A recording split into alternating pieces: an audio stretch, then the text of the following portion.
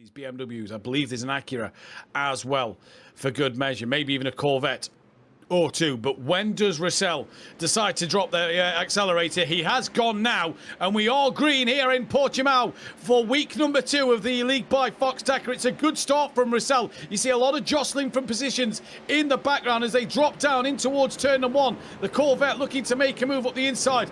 And we've already got some movers and shakers, but Russell straight away out front. Traffic in the background. A couple more actions going around on circuit. Evan Davis fights into second now past Parks Miller. We're almost going 3 wide here between this pack. This is going to be Havdal Lopez and Coolidge heading down into the hairpin here at the end of the second straight. And all 3 keep it neat and clean. Incredible racing coming from our AM drivers. And this is what we like to see here at the League by Foxxtecca. Incredible job from our AMs. And gets up 1 place. Incredible work from some of our drivers. Ahmet currently leading that pack alongside Jimenez. This is heading back up onto the main straight. Let's hope that all 4 of them can keep it nice and clean and that train can further extend throughout the rest of the race. Well, the last time we saw this, Jimenez, and Dianarine was all behind the Ford Mustang of Amaro. So Ramsey Jimenez and Ahmet have both got ahead of that of Amaro. Dianarine looking around the outside. Now you've got and Ramsey Jimenez as Ramsey Jimenez just tries to squeeze off the circuit a little bit there. Ahmet is now going to have the inside line for the double left-hander coming up. Ramsey loses out to the Lamborghini. Can we see another brilliant move into the left-hander? Ahmet just squeezing Ramsey a little bit there. Tit for tat between the two at the moment. But the gloves are off. Dianarine's been around by May in the background. So Declan Dianarine tumbles down a couple of places. So here's Andrew Herschel. He's obviously got the Mustang driver up ahead, and then obviously Dianarine just in the background. He takes the inside swoop here, and I feel like this is going to be over the nose. Indeed, it is just creeping too much. He's going to take the outside line, it looks, which is not the most optimum strategy coming down into the hairpin, but way later on the brakes. Can he hold it around the outside, or is he going to be squeezed out? He does indeed get squeezed out and has to quickly tuck in. Sorry, what's happened to Russell Blanco? He's lost 2 seconds to Parks Miller. So this is heading on to the final corner, the right-hander heading onto the main straight. Was there possibly an error? And there it is. Yep, indeed they are. And here comes Ahmet making the move on that inside line, really taking a lot of curve through the final corner. And Ahmet gets past Jimmy Carroll. And into the pit lane he goes, followed by a couple of people. Mullings gets a black flag penalty for speeding into the pit lane. Or are they not? Davis has got wet tires on. I'm not sure if that's a UI issue. Yeah, he's struggling. Davis is struggling. He's already lost 3 seconds to Troy Anderson. And there we see him finally coming in. He's realized the error, and unfortunately Davis ruins his run for the top 3. Yeah, definitely work there to do from Davis, and this is really going to be a hard-fought battle for him. Oh, in 26, and he's wrecked it on the fresh tires.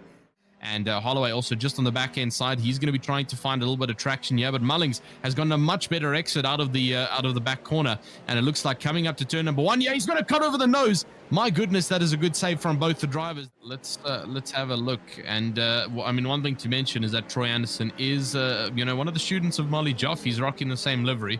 And so he could potentially just be improving. We saw some dominance from Troy Anderson last season, and now he's shown that improvement of pace, and he's gotten it done on Alex Russell. This is boggling my mind, how that Mustang went from so incredibly fast in the beginning to just being slightly slower and now being overtaken potentially by the Ferrari of Vigard Hendrickson. Into the right-hander they're going to go, and Hendrickson is going to have the inside line. Is he going to have the advantage over the Mustang here, as the next is going to be on the outside, but then the following is going to be on the inside again, so he just needs to hold it here, and there he's going to get it on the outside. The overtake has been done for Vigard Hendrickson, and he moves into third on the final moments. But up in front, it is going to be Caden Parks Miller, who comes across that checkered flag line uncontested. Blanco gets a drive-through on the final corner. So a drive-through penalty for being stuck off track on the exit of the final corner. Vescucci up on top. He's got Toth on the left-hand side and hoping that he can just keep that inside line barrier, but he does have Joff, the reigning so far champion from last season, into season number 3, and it looks like he's already gotten the pull-off on the line, and Vescucci trying to keep that lead. It's officially green gantry lights across the board here, immediately going towards the left-hand side to try and get the best possible turn in into turn number 1, and already Joff has moved up into second position, putting his nose right up on the inside here of David Toth. The rest of the drivers Davis all following in the same kind of fashion. And David already under pressure from the golden line here. Nicholas Laubich looking all over the place. What he can do. Gael Valero also in the background now. All the Mustangs coming into one massive coalition. Some great race for us and ready to go. Yes, David Toff looks like Laubich right about so, but I wanted to niggle there for Muskel, who's lost a couple of plays, trying to fight back. And Toff, there is Muscolino, and there's still a bit more of a battering ram going on in the middle sector, coming up towards the end of lap 1. So this is Tyler Cobb. The black just moves out downwards, which he just gets down the start finish. Another 2 in the background, and then it drops right down 20 and holds on to it. Dees then look side by side with Neshev, no contact, and these who just a little wiggle. The 3 Mustangs all just quivering the line behind, just not able to get ahead of the McLaren. Here comes the dive, contact. And that's something we didn't really speak because everybody pit together in good job. Now he looks to make on Pursuit inside line. It'll give wide for the next 2 corners. Possibly just so also for Nick Golden Lund's been struck. Pursuit in now. Stop. But if he wasn't, him and Toth both in. Start moving out. And the top already of the pit lane. And the not worked against. It's worked against Toth. But just to get ahead of Pascucci during the undercut. Inside, Marley Joff around the Pasucci there, just almost running him out of road to hang on in there. Marley Joff's going to have another look back up the inside. Pasucci will have that inside line for the right. Hold on to it, little from Joff. But now pulling on to the left. He's gone defense on from Joff, just being on the outside. Not much over the curbs he will go, but still keeping it within track limit. Hoth is going to find into Lagos and turning the next couple. Joff has got the inside onto the straight. We're hoping that this doesn't turn into a pass between the 3 of them. Hoth is looking on the inside, 3 wide, coming the hairpin, and that's a little bit risky. Late on the brakes there, but he's actually going to lose. Toth now moves up ahead. 5 minutes left on now. Top 3 is with just about 4/10. Toth goes for the dive on the inside though, into the next corner. Here on the outside, a good amount of rotation. The outside now, Gucci is Joff going to try and do this. Has he moved? No. Is he still on one? Pursuit. That'll do. Toff a little bit wide now. Marley Joff in at the penultimate corner of this race. It doesn't though. He waits in behind. Good slingshot out the line pretty quick. This look going to go to win. Taking pole. Back 4. Omen wins the second season from Toff. Marley Joff and then that of Rodrigo. But what here at Al Canada week number at the league by Foxxtecca. We hope to see you all there. But from me, Tristan, and our fantastic producer once again, Peak. Goodbye.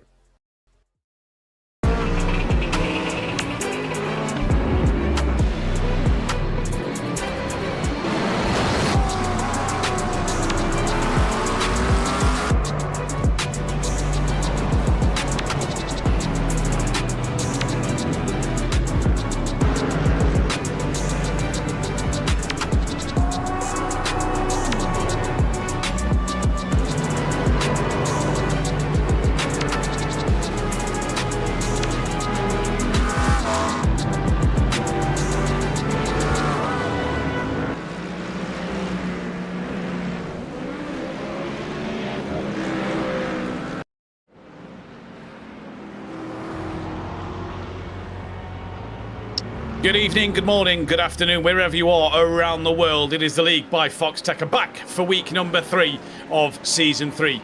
We've come away from Europe and we head to Canada for the Canadian Tire Motorsport Park, or Mosport as people know it. What a short, twisty windy circuit that is going to be fast-flowing, entertaining racing. Matthew Duffin joined in the box by Tristan Herbst, and for the first time this season, Chris Harris is with us, as well as our producer Jim Cunningham. Tristan, great to be back for the third week of racing here. Format A continues on with this spicy little circuit. Yeah, absolutely. A little bit of a different circuit than compared to what we've had for pretty much the beginning of the season. Obviously, Mosport being a way longer and more detrimentally flowy track compared to the more technical and tight and twisty tracks that we've had for the start of the season. So really looking forward to what our GT3 drivers can do, both our pros and our AMs in tonight's race. And obviously we mentioned it is going to be your Type A race again, so it's only going to be your one hour race for each class. So super excited. Good to have Chris in the box as well, so we can ping off of each other and have a good night in terms of racing. Obviously it's nicely around 8 o'clock, 9 o'clock at night in the Americas, and then nice early in the morning for the European drivers, and as well as myself and Matthew. So looking forward to it. Season 3 coming in hot with motorsports. Yep, and Chris, it's great to have you back in the box. We've missed you over the last 2 weeks. Looking forward to this one. My God, it feels so good to be back. I've been sitting here and watching, doing so much traveling and been watching, and really been excited with the league. I know nothing about this track. I just know, I think in South Park, they just said blame Canada, right? And so that's what I'm going to do today. Anything that happens, we're going to blame Canada. And I'm excited to see what happens. It's good to be back. We are halfway through the qualifying session at the moment, in which I can tell you Troy Anderson is currently the quickest car on circuit. Now, little fun fact for the audience out there, there has been some updates as the rain just started, it looked like, to fall there on that camera a moment ago. We won't speak to Tristan about wet weather races at the moment, no. But there has been an interesting update on iRacing that has given different cars bop, I believe. So this could bring the Ford Mustang, sort of pull it back a little bit and let other cars. From what I've been told, the McLaren has had the biggest improvement in this update, and there is a one McLaren in the Pro Series as the rain is falling. But I believe we have got a circuit map to show you about this Canadian Motorsport Park. Let's bring the map up now. Very short circuit, this one. As you can see, beautiful looking layout. It is 2.5 miles long, 4.1 in kilometres. It's been open since 1961. Turn 1, you come through, quick right-hander. You drop down a couple of gears before hitting the power hard. You come down this straight in towards turn 2, known as Clayton.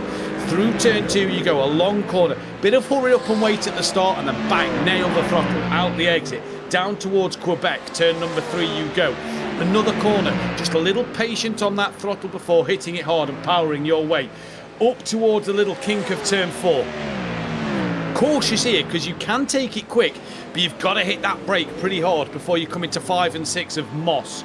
And these are 2 corners that will catch the drivers out tonight, especially if that rain continues to fall this evening. Out of Moss, you've got the Mario Andretti straightaway that takes you so far down this circuit, all the way to the back end. Turn 7, as it is known as, it's just a bend in the road before you come to turn 8. Round turn 8, quick corner, straight into the S's you go. Left, then right, right, then left. After the S's, the final corner. You have a little short, sharp burst of acceleration out of the S's into turn 10 of Whites. But be careful again. You miss your braking zone, you are right in the wall. There is not a lot of runoff to play off there, and that is the end of the track guide of Mosport. While qualifying has got a few moments, it's got about 8 minutes left. Troy Anderson is on pole. Lap Legends Motorsport, sponsored by Simplay, Ramsey Jimenez was second place. He's just lost out to Caden Parks Miller. Already, Tristan, I'm noticing on this timing screen, there is not a lot of Fords. Whether that's because due to the rain, there is not a lot of Fords up the sharp end of the field this evening. No, absolutely not. And it's definitely looking like it's not going to be the top pick for tonight. It's going to be interesting to see what our pro class is going to be looking like as well. As we mentioned, there's only one McLaren in that pro class, which might prove to be beneficial with the new BOP from iRacing. That has kind of come as a bit of a surprise to all of our drivers. So this is really going to be an interesting night of racing at Foxxtecca. So if this is your first time joining us, well, you've probably picked one of the best nights, because I've got a very interesting circuit for the GT3 cars, and as well as the slight change with the BOP regulations, we could be seeing a little bit of a different podium in both of our division. So currently, as we see it, the mid-engines have actually got the benefit of the doubt here in the AM class. Troy Anderson in the Corvette up at the top of the 115.5. Caden Parks Miller in the 296 with a 15.7. And then only we've got the front engine of Jimenez in the Mercedes. Then Saba comes in with the Mustang, which has been the dominant pick over the season. Now out of the podium as it currently stands. Obviously still 6 minutes left to go with qualifying. But regardless, we are seeing way more mid-engine cars in the top 15 than we've been seeing over the past couple of weeks. And I'm not going to lie to you, Matthew and Chris, I'm quite happy to see that because we've been seeing way too much front-engine domination, and now we get to see a bit of a mix-up. I need to learn because this BOP, like, what is this stuff? What is this update that iRacing did that's amazing? Because I have no idea what the hell y'all talking about. So the BOP, the balance of performance, is a weight-introduced system that allows cars to sort of... So certain cars that are more dominant on certain tracks, like certain front-engine cars like the Ford Mustang with its power and the ability to ride curbs and stuff can be more dominant on a circuit. The balance of performance is weight added or taken away from cars to allow the cars to try and stay as close to as possible. Now, with the fact this is a base setup series, the Ford Mustang has that little bit of an advantage because of its straight line speed on the base setup that we are running here on the league by Foxxtecca. So we've seen a lot of Ford Mustangs, but that's across the whole of iRacing, the balance of performance. So this is now going to bring the others back into play. Now, a question for you both here: wet weather races, do we like them? Because I'm a huge fan of wet weather races. I think it adds spice, it adds a different element. It gives something to the audience and to the drivers and to us in the commentary box, a little bit of the unknown for who could do what in the race. I was just about to say that. Yeah, I was just about to say that the one word that comes to mind when we think of rain is variability. And it's the fact that anything can change during wet weather racing. You've got driving style and characteristics that obviously change up. Each driver has got their strong quirks. You've got your Max Verstappens who will be lapping exceptionally fast in the rain. And then you've got those who might struggle with consistency in the rain, which really throws in that element of surprise. Obviously, as well, we then get the case of incident and visibility out on track, depending on how hard the rain is. It's also going to impact how drivers see, especially with the mist spray that comes out of the backside of the GT3 cars there. But I mean, Chris, your thoughts on rain? I personally love it. Love rain, and you just kind of said everything. It brings a different variable. It's a bit of an equalizer for some of the drivers. It helps kind of tighten the field a little bit, even the playing field. So, drift. Seems like we found a wet spot. Now, actually, there's a brain. Dawson Lathan, I've noticed, is in a Lamborghini tonight. This is another talking point. I don't think he's actually changed cars, by the way, here. Now, the Acura, since this update from iRacing, will not load in to any GT3 race. So I'm not sure if Dawson Lathan has changed cars or if he's been allowed to run the Lamborghini tonight because he is in it. And if he's got rid of that Acura, silly boy, he's off. See, the Acura would have been better on the car in the wet. But the Acura won't load. He's been in the Acura for 2 weeks, had a great race in it at Portimao last week. So I'm not sure if this is a permanent change to the Lamborghini for Dawson Lathan or if this is a one-off thing due to the fact that iRacing has kind of had a problem somewhere with loading the Acura in. So unsure.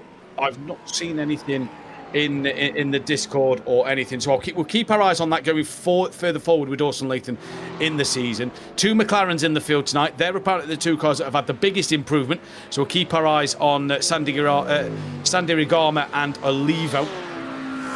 Can you do... the question I want to ask, because I'm not a big... I'm still learning iRacing as we go. Can you do split tyres on a car on iRacing for the wet weather? It's like, can you run dries on the front? I don't think you can. You see? I think that might primarily be an LMGT3. Oh, yes, fixed setups. So no, you won't be allowed, setups. Yeah, exactly. So that will definitely be fixed. But obviously, Jim's probably the subject expert, our producer. He's probably spent the most amount of time on the iRacing platform. I personally haven't seen it, but then again, I also don't have that much experience in it. I definitely know other platforms definitely allow for it, so there might be the possibility of it. There is just drifting going on all over circuit. There are so many wet patches, and the drivers are trying to stay on the medium tire for as long as possible, but it looks like this might be the end of qualifying pace here, because the rain has fully set in and the track has evolved to a point where there's just not enough speed left in terms of grip. We're seeing cars absolutely tandeming through these corners. Chris, maybe open up a poll for this race. Best 2 tandem drifters will get an additional prize at the end. 100%. I'm gonna call Jim Lau from Formula Drift and tell him we got some talent here for him, because I'm loving what I'm seeing here. So the livery we're seeing on screen here by Lap Legends, driven by Ramsey, aka Gordon Jimenez. I've proudly been able to put the side of a league and championship that I run and own on the side of that car as a sponsor, running a special livery for this week's race that looks almost like it's gone to kindergarten or preschool in the UK, nursery, whatever it may be, and has had a kid colouring on the side. But I really like it. It looks simplistic. It looks nice. I might be slightly biased due to the logo on the side of the car, but I like that.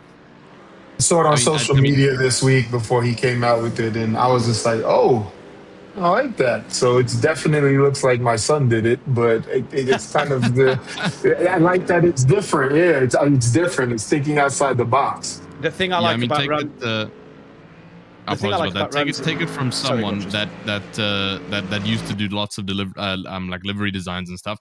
I haven't seen one of those in a very long time. Yeah. It's super alternative. And I think that's obviously the main selling point of it, is that, we're used to seeing the geometric, colorful, and correctly lined up liveries, but sometimes just having someone go in Photoshop, grab the paintbrush tool, and go absolutely ham might just be the better alternative. I'll tell you the thing I like about it is I was telling Ramsey Jimenez, like I said, he's in my chats a lot for the team I run and the league I run. I told him that Maya Dianarine last year run some of the nicest liveries I have ever seen across the season, and he changed each week. We'll get back to that in just a moment, because Troy Anderson is your man on pole position from Caden Parks-Miller, lining up on the front row. Ramsey Jimenez himself is P3 from Andre Saber.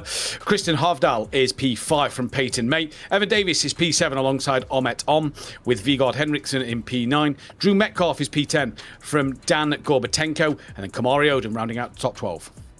Yeah, P13 down. We then have Owen Borgwin, who sits there in the Gem Racing team. Anton Schopler, in 14th. Caden Coolidge, 15th for the Privateers. Jim Carroll, just down there in 16th, number 33. Samuel Paddy down 17th with Casey Berry in 18th position. Colin Flynn down 19th with Chad Barker in 20th. And then we got Dominic Amaro down 21st. Declan Deanarine, the brother of the ex-Pro-Am champ, currently down 22nd. Nick Dawson-Lathan, who's obviously in a bit of a different machinery tonight, probably no fault of his own. And then Alan Wade down 24th in that Lamborghini Maroon out on circuit.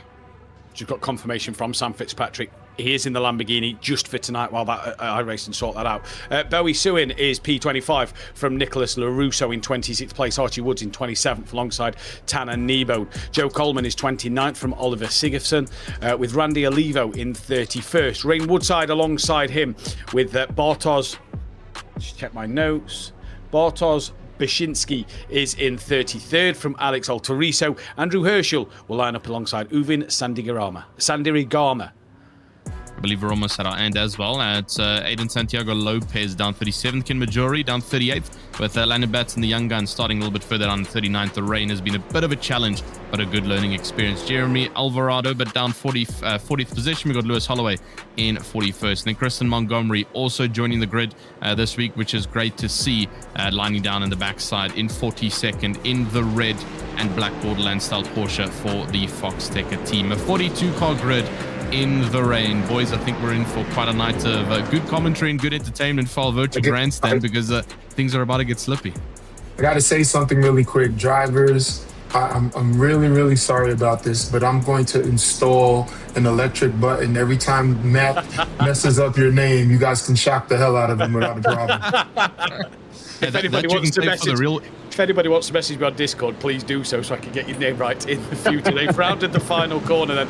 We're about to get underway. Tight, twisty, fast and flowing in the wet. We're green and go here for round 3 of the AM season. Ramsey Jimenez gets a good start immediately up into second place, as that is Parks-Miller, who just goes a little wide but takes that go-kart in line almost and slingshots out onto the grass. Now we've noticed out of turn 1. So it's Troy Anderson from Ramsey Jimenez. Parks-Miller still there. You can see the spray coming up from the back of the cars as they dip dip down in towards turn 2.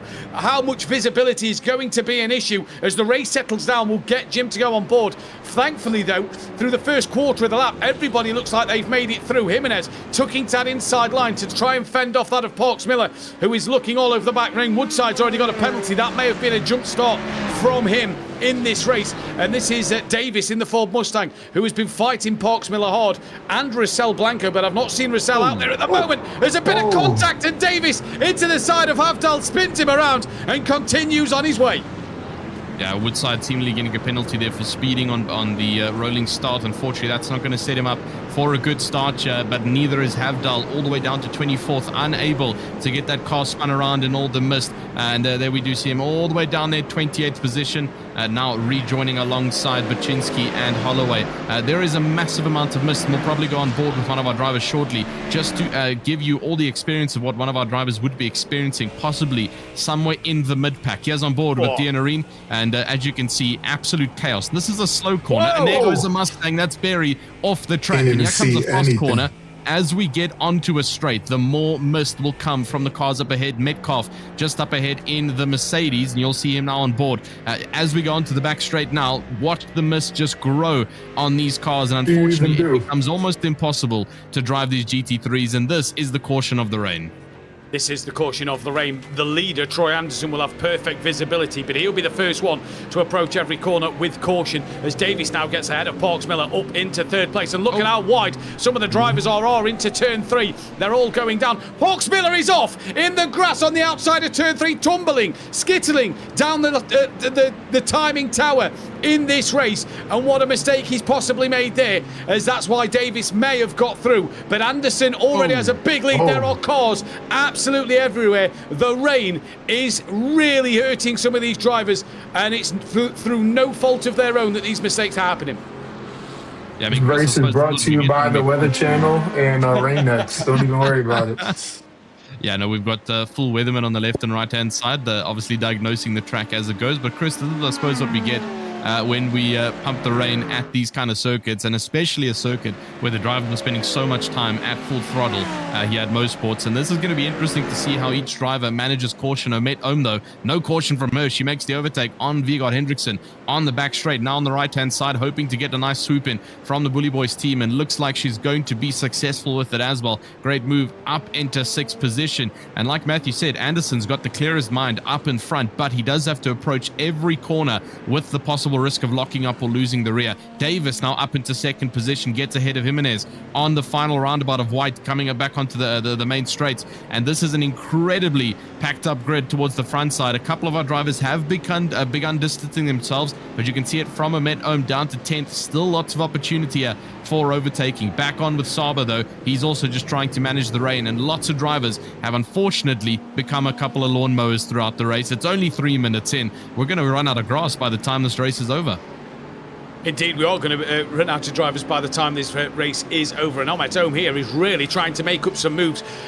She goes up the inside of that of Gorbatenko up into 5th place. Amet Ohm there, it moves up another few places up into P5 now, and on the back of Saba. That's a call round. Believe that may be a back marker, because I'm not seeing anybody dropping down the timing tower at the moment. But Amet here really putting on the pressure early doors in this race. 4 minutes in, and this track, Chris, very fast, very tight, very twisty. We're going to see some lap traffic earlier than usual in this race. Well, it's interesting trying to navigate all of this. I mean, I have to take it back. I enjoy the rain as a spectator, but if I was the driver, I want no parts of this nonsense. So, yeah, no, not the easiest thing to be driving in, and the at 8 o'clock at night, you're wanting to come and race on the league by Foxxtecca, have a good night, and all of a sudden it's absolute chaos on you. It is very, very wild and wet here out on the track. Here's a bit of a replay with Troy Anderson. Has something possibly gone wrong with our race leader, and a little bit of an off track. Actually dives in on the right-hand side, and this is what we're talking about, where he has to explore the unknown territory. As he's up front, it allows for the water to reset itself on the track, meaning some puddles get to form, and the race leader is the first to tackle them as if he's running the decathlon, and has to watch out for it. But yeah, with the wet tires, you do have to find specific lines in order to keep those tires nice and cool. Otherwise, you do run risk of overheating, and that can even accentuate the spins even further. And if you heard me earlier mention the karting line, this is what I mean by just experimenting with different lines, not the normal traditional racing line that you'll see drivers take. Sometimes the outside line will be quicker. You think back a few years to Max Verstappen at Interlagos, where he was driving on lines that no one else was, then you'll know exactly what I mean. It doesn't look like it's going to ease up in this race at all. The rain is pouring here in Canada. I suppose almost typical Canadian weather in a way, isn't it? As we see, and that is that Deanarine making a move up the inside there. It is indeed. Declan Deanarine is going up another position or two. I saw Mayer in the chat saying he's got some special liveries coming your way this season, so look forward to them. But Deanarine up into 10th place. Ahmet Ohm up into 5th. She's made some moves already and is on the back of Saba. And Davis is within that second of the leader. If you look at the timing tower, the white means they're over a second behind on the interval times. The yellow means they're within 1 second to half a second, and the orange means they're pretty much neck and neck, as Deanarine and Jimmy Carroll going neck and neck now through the S's, really tight and twisty, managing to keep two big bulky Ford Mustangs without touching each other. Deanarine back up the inside of Jimmy Carroll, holds on for 10th, nearly gets a tap around though at the final corner, and great racing between the two. A flash of the lights, but I don't think Deanarine's going to see them lights flashing in his mirror. No, definitely not. They're quite concealed in all of this mist, but that is some incredible racing coming from the two big Ford Mustang drivers over there. Very difficult to try and navigate and overtake, let alone with the two widest cars out on grid. So very well done there. Even though there was minor contact on the back, that is unfortunately just due to the sitting water that really does stumble on the brakes. A little bit further, still watching on, but Troy Anderson has dropped down to 4th. Yeah, damage on that car, so he's made a critical error somewhere on track. The whole front end is off of that Corvette, so he's planted it into one of the Mosport's barriers here, which means Davis gets promoted to 1st, Jimenez gets 2nd, and Ahmet Ohm up into the podiums with the Lamborghini. We'll try and find your replay shortly. Sorry, Tristan, that front right's broken. You can see the caster of it is turned in a little bit. So something broken on the front of that car. There's a slow-moving Porsche possibly being lapped. This is what has happened to Troy Anderson, taking that outside line. Oh, that's already happened. Yeah, that's already happened there, because that's Ramsey Jimenez passing him. So Davis has already gone through way up the road then. So this is potentially, we believe, what has happened. So there's a car leaving the pits. There is Davis just behind him, coming up the brow of the hill. It's, oh no! The Porsche has hit a puddle on the pit exit and has absolutely jackknifed into the side of Troy Anderson. Nothing neither of them could have done there. Yeah, that's either Odom or Kristen Montgomery in the red Foxxtecca Porsche, just coming out of the pit lane there. And like Matthew mentioned, a nice big puddle sitting on exit. Vigard Hendrickson on the inside, full wide, through a wet corner. And that was never going to end well, just getting shoved from the rear. But he does avoid the wall, which is important at this stage of the race. But that is so unfortunate for Troy Anderson, lapping beautifully up in front. And unfortunately, nothing, as Matthew mentioned, the Porsche could do with that puddle. No control over the car in the wet. You begin aquaplaning, and unfortunately, the tires lose absolutely all sense of grip. So Davis promoted up to podium. This is going to be good for him if he can keep this, because he's already got one win under his belt here in the AM Championship. Lopez gets a black flag penalty and will have to serve that drive-through shortly. So a couple of events coming away. I am seeing a little bit of light springing through the clouds, but I'm not sure if this rain is going to be disappearing anytime soon. There is Ramsey Jimenez in his new sim rig. I can tell you, he set that up over the weekend at home. Now, Davis leading this race. Parks Miller 16th. Rossell Blanco not here. So this is great for Davis in this championship, as Ramsey Jimenez are coming over the brow of the hill. There he is. Great stuff for him in this championship. As the leading car, he's just got to manage every single thing he does. He's not fighting anybody now. Jimenez is putting him under no pressure. So Davis can just drive his own race at his own pace and just make sure that he keeps getting this car around. The problem tonight is going to be, as we've just saw, the lap traffic, because there are puddles everywhere, and with the lap traffic going off of the racing line, if they hit one of them puddles, that could spell disaster, as Troy Anderson now comes into the pits in this race at the moment. The steering, you can see there, just at about a 5-2, almost 3 minutes to, if you think of a hand on a clock, and that's really ruined his chances of his race. The damage cars through the pit lane is absolutely unbelievable at the moment, but we'll see what's going to happen as this race continues on. Ahmet Ohm as well, beneficiary of that. She's moved up into 3rd place. Gorbatenko currently sitting in 4th. And you're right, Tristan, all of a sudden the sun has came out here at Mosport, and it is looking beautiful. Now, the biggest question is what will that do to this surface? It might not dry, granted, but it should clear some of that standing water, and visibility may become a little bit easier. It is going to start to evolve to be in the driver's favor here, but as you mentioned, it's not going to automatically just disappear. The rain is going to sit for a while, and you can see how glossy the track currently is in its state. So even if the rain does start to let off, that gloss does not just automatically disappear. It'll have to be shoved off the racing line by the cars that drive over it. And so that's only going to happen once our rain starts letting off. Huge puddle on the left side. My goodness, that's a free car wash right there. And Caden Parks-Miller now trying to get past on the outside line here of Barker. The rain is absolutely pouring down on that front windshield, but he's just trying to look for a little bit of clean air to get out of that spray. It's just very violent at this point in time. There's too much sitting water out on track, and great move there from Parks-Miller after his unfortunate drop-off on the right-hand side of the track just from losing grip. He's now trying to work his way back up. 12 positions down, though. This is going to be a hard march back up to the top. Vigard Hendrickson up ahead, 1.2 seconds. Parks-Miller on the chase yet again. Carroll again on the chase with Dianarine just behind, as well as Borgwin and May. He's got plenty of time, though. We're only, 11 minutes, only 12 minutes into an hour race, so he's got some time.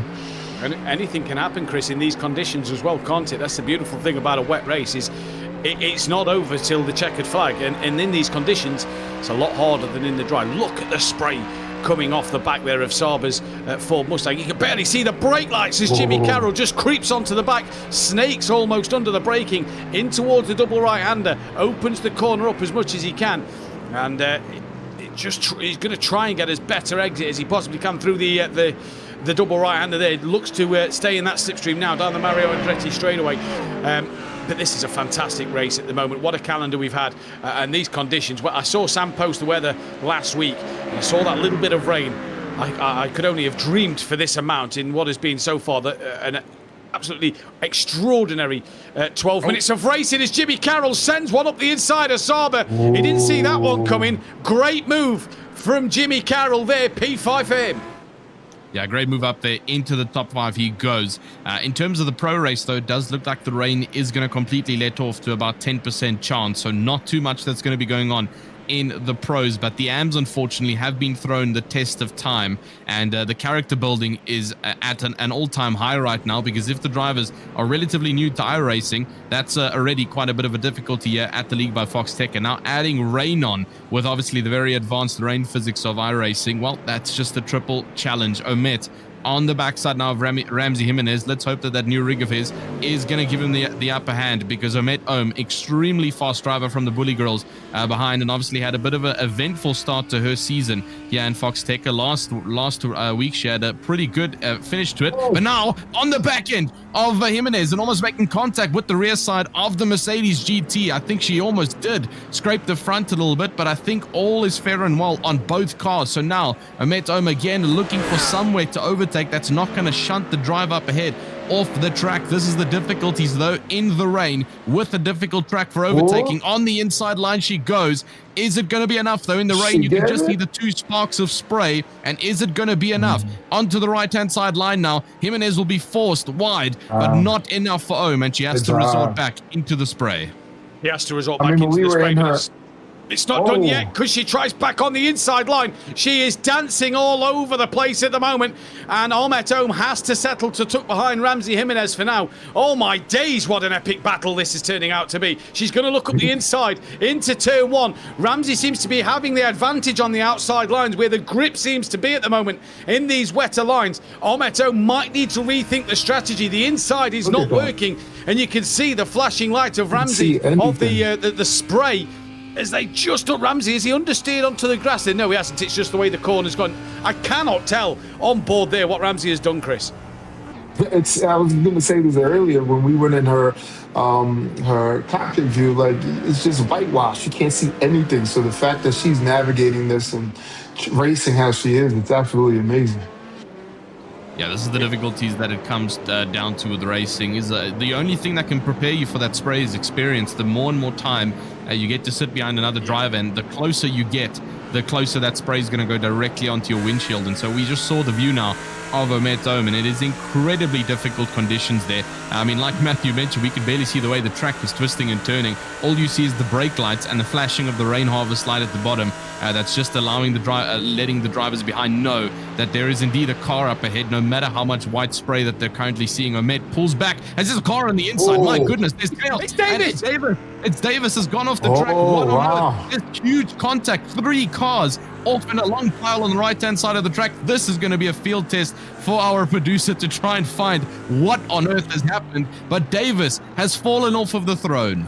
Did you see how hard Ramsey Jimenez was working that steering wheel there? He was absolutely trying to keep that on at all costs. I just missed that one. Sorry, Chris. If we could take that one back. All right, Ohm has taken the lead from Ramsey Jimenez. 3 meatballs, Coleman, Amaro, and I just missed the other driver. But this is what has happened then. It's Ahmed Ohm on Ramsey Jimenez at the moment. It's already happened. It's again involving some backmarker traffic, and there is cars all over the place. It looks like Ramsey just... Jimenez got collected. Was that Ramsey as well? Yeah, I think Ramsey has been connected, and he's lost the front bumper. So Ahmet Ohm's got through. Ramsey's got damage, and he's now been caught by Gorbatenko and Jimmy Carroll. But Evan Davis, who was leading this race, has tumbled down. This is on board with Jimenez. Just look at the front end damage on his car. And let's see when he gets through this corner. See how hard he's working on the steering wheel. This is what the drivers have got to contend with today. But now Jimenez has got Gorbatenko, Carroll, Sauber and Deanna Reen all queuing up behind him for that second place in this race. And he's got the front end damage. Yeah, at some point, everybody's going to have to pit, right? So that's going to be interesting on the strategy as well. Yeah, we're looking at about the 35-minute mark, which is what we're used to. But like you say, Chris, this is going to throw a bit of a curveball into strategies. But the numerous amount of drivers involved in incidents there is that Black Merc almost losing it. Borgwin starts to twitch on the rear there, and that could have collected Deanna Reen, and he actually takes advantage of that small little slide and moves up into 5th position. But what a chaotic incident we just had there. About 6 cars involved. 3 meatball flags that we saw on the live timings board, but it could have been more, as it was involving a heavy amount of blue flag drivers who aren't exactly always visible on our board, with 42 cars out on the grid. Carroll now gets ahead of Gorbatenko, but this has been the most beneficial situation for Omet Ohm, moving up into 1st with a 3-second lead. Here's your situation at hand, though. Evan Davis is on the inside right-hand side, and I'm not too sure. That might be Troy Anderson behind him. I believe it is. Troy Anderson had an incident earlier. Apologies about that. There's the car in the middle. It's Rain Woodside across the track, just in the middle, and unfortunately collecting the Porsche, collecting Davis and the Corvette. And I believe a couple more cars unfortunately get involved. If you see that, it's going to be a powered out party at this point. If you just see it, Jim's going to show it one more time. Rain Woodside actually reverses just momentarily as the first car comes along. Not that you can tell from this view, but Rain Woodside, he either reverses or the car definitely rolls back. And that's what collects this pile and gaggle of cars. And I believe it's that white car spinning around there that was the one that collects. So this is Rain Woodside. Watch the car move back here. There. Bang. Impact. Yeah, that's a party foul. You don't do that. Yeah, that's just unfortunate in the rain because, but I mean, trying to obviously get the car out of the way, but positioning it dead in the middle of the track with the combination of mist. I mean, we just saw it. We just saw it on board there with Jimmy Carroll. Evan Davis. There's contact, and Carroll makes contact with Borgwin, and Deanna Reen is trying to go on the right-hand side. And Carroll's swung himself into the pit lane. If he's got damage, he can just swing the car around. But my goodness, so much going on over here. Like I was saying, we saw the on board there of Davis during that incident. You saw absolutely nothing until contact, massive contact on the front side of that Mustang. And this is unfortunately what happens in the rain. Dan Gorbatenko down to 7th now behind Jimmy Carroll, as they were all involved in a bit of a tussle. But it does look like the damage was quite light on that full incident. There we again see Ramsey Jimenez still with the front end damage, possibly trying to hold out until he needs to come into the pit lane for fuel. But now Deanna Reen will make this one quick scoop with that front aero having the advantage over the limping Mercedes. On the inside line, he's possibly going to look under the Continental banner. We go down towards the down-sloping part. Is he looking around the outside and into the inside? They go for the next corner. Deanna Reen with a great overtake in the big red Mustang. It's a beautiful move. He got it stopped on the brakes. Absolutely pitch perfect there, did Dianarin. Almost like his brother last season. We're seeing an absolute masterclass drive from him. Ramsey Jimenez is almost a sitting duck in this race at the moment with that front end damage. The person that this has massively benefited, Caden Parks-Miller, back into 10th place. And I was just looking at the timing tower, by the way. Oh no, it hasn't anymore. There it has. Lewis Holloway is up 23 places. Andrew Herschel up 21. Dawson Lathan in his Lamborghini that he's had to jump in at last minute, up 18. What an absolute drive this is. Jimmy Carroll's dropping down the order once again. Ramsey Jimenez still under the pressure from Borgwin and Dawson Lathan now, as there is Jimmy Carroll. It's somewhere. Oh, that is a broken Ford Mustang. That's not prancing anymore. Yeah, that is definitely not prancing anymore. Unfortunately, the horse's hooves have been tucked into the grass there. And we'll have to try and get a replay there of what happened to Jimmy Carroll, because, my goodness, that looks like he's got an overbite on the front of that car. There is so much under bumper missing on that Ford Mustang. That is a long walk. Our producer saying it looks like Max Verstappen on the front side. That's a direct insult to the Ford. Yeah, no, he said it. Trust me, he said it. You can't hear him. He said it. Into the right-hander, he's going to go. I can already see it. He's way too far on the left. And over the grass, he's going to go. Cannot stop the car into the tire barrier for a front and backside collection. And man, oh man, is that Ford Mustang no longer dancing around the track. What did we say? What did we say last week? That Jim Cunningham should do stand-up comedy in the mid-session break because he makes us laugh every week. Well, we've just got him back there, Tristan. Good job. Well done. Ramsey Jimenez coming under pressure from that of Declan Dianarin. That's a back marker on the outside line. You've almost got to tiptoe past these back markers at the moment as Ramsey Jimenez managing to hold off Declan Dianarin. What a job he's doing, by the way, with that loss of front downforce. That is really going to be hurting him in this. Oh, Dianarin, sorry, is ahead of him. That's Borgwin, who's behind him, reading the timing towers wrong. But Jimenez doing a cracking job to stay on this podium spot at the moment. There is Dawson Lathan in the red and light blue Lamborghini just behind. But what a race this is turning out to be here in the wet of the Canadian Motorsport. Oh, Dawson Lathan has lost it into the wall. Whoa. Just as we said he was doing. Well, the curse of the commentator strikes again. I'm going to give all the drivers the commentator's address before the race is over. Y'all can handle them. No, he has our addresses now. Damn, I've got it, yeah. Oh, no. I was just, there's another Mustang on the left off there. I was just about to say that Borgwin does have damage from that small incident that they had with Carroll, and that it was a good overtaking opportunity for Dawson Lathan, but he hits a huge puddle on the main straight and completely derails that Lamborghini. Unfortunately, rear end damage is way worse than front end damage in terms of grip, and he might lose it here if he's not careful. So Nick Dawson-Lathan, unfortunately, with such a climb, is going to drop here if he's not careful. I can't tell if he's crabbing slightly or if it's just the fact that the car is so twitchy on the wet tarmac. I think it's just the fact that it is so wet that with that rear end damage now, it's a little more twitchy on that rear end. But I digress. Do we know? We'll see what happens. Oh, Jim missed that one. We'll see what happens later in this race. Borgwin all over the back of him, and as Davis is gaining on the back of Parks-Miller. Herschel 30. Davis, by the way, just in P11. This is a replay of Dawson Lathan. So he gets a good run out the final corner. He's just all over that puddle. May have even dropped a wheel onto the grass and hits the wall hard on the front, hits it even harder on the rear.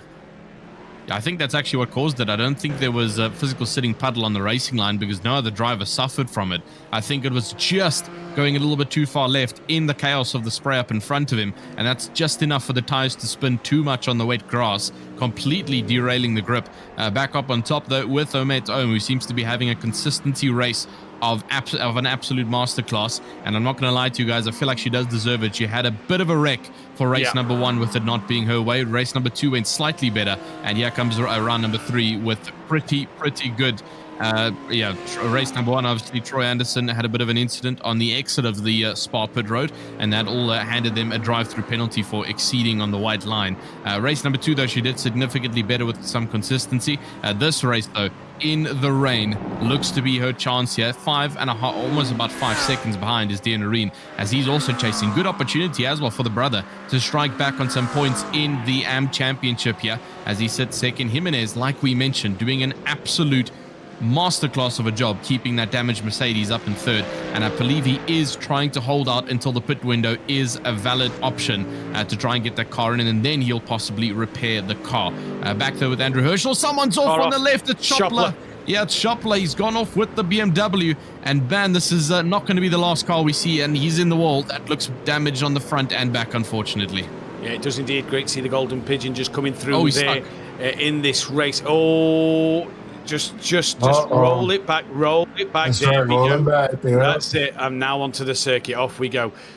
It's gripped. Right, away we go now. I thought they was definitely beached for a moment. Yeah, we've got the Golden Pigeons. We've got obviously the Lions, I believe, on the side of the cars in the Pro Series. So we've got a lot of animals on the sides of cars. As well, for any Pokemon fans out there, you may have spotted on Ramsey Jimenez. He's got one of the Pokemon on the side of his car. I know from Tananebo, and there's a dragon coming on the side of his later in the season at Sebring, so keep your eyes out for that. This is LaRusso coming through the S's, and just drops it. Too much speed into the corner, rear goes round, just can't deal with it in the wet. They're some of kind of the errors you're going to spot throughout this evening. The interesting thing I want to notice is the Pro going to have a similar sort of weather, or will it be a bit better for them? This is Evan Davis moving back up the order. Looks like it's on Caden Parks-Miller as well. Look at the momentum. He gets out the final corner, passes him before turning in. Yeah, that was a great move there from the Davis Motorsports driver. Evan Davis trying to fight his way back up. For the Pro race, it's going to be a bit of a challenge up ahead. It's also an overtake. That's on the outside of Dawson Lathan. And going down into the swooping section. But in terms of Pro, we'll probably get a bit of a closer snapshot closer to the time from our producer, letting us know what the weather's looking like. But from what we've been provided, it does look like it's leaning a little bit towards the more drier side of things compared to what the AM race is currently looking like. Let's have a look to what Nick Dawson Lathan is going to do here. He was challenging up in front. I believe that is a back marker up in front because no, never mind. That's Caden Parks-Miller, and that's Patty just behind in the Aston Martin. Parks-Miller, a little bit of a sliding going on there through the sectors he goes though, but he has been able to keep his grips up in 6th position. Dawson Lathan into the pit lane he goes, and so the first of our pitters in around about just before the half an hour mark. So I would say he's just about at the pit lane, pit window. We always say don't we, between 25 to 35 minutes, because we know that drivers can get 35 minutes out of a tank of fuel. Jimenez has lost out to Borgwin, so he's down into 4th place now, coming under pressure from Gorbatenko. Parks-Miller got back ahead of Davis. Borgwin's off of the circuit, so Jimenez back onto the podium, managing to hold this one pretty well. Surprising to not see more drivers in already at the start of this race, because 25 to 35 minutes is roughly that pit window that you need to have in this race. Do you think that people will be able to, after this pit, and because, they're all racing hard, but do you think there'll be a little less fuel being used just because you can't go as hard?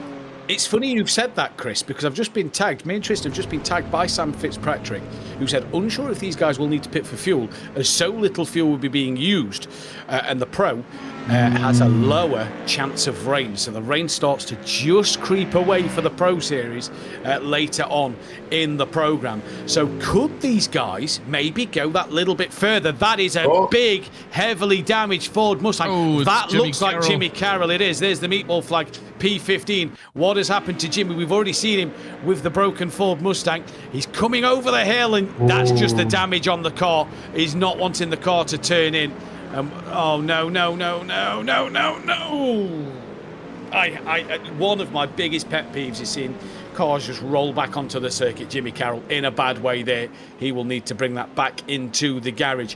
On my own, 3 seconds up the road from Declan Dejanerie. Ramsey Jimenez back on the podium at the moment, and Ahmet Ohm has had an off track. So this is coming through turn 1, puts a lap on one of the Porsches, goes to the outside, comes back across, just carries in a little bit too much speed down into turn 2 as the track drops away from you as well. Almost like a roller coaster, this circuit, with how much up and down, twisty left and rights you do. But yeah, Ahmet just a little off circuit there.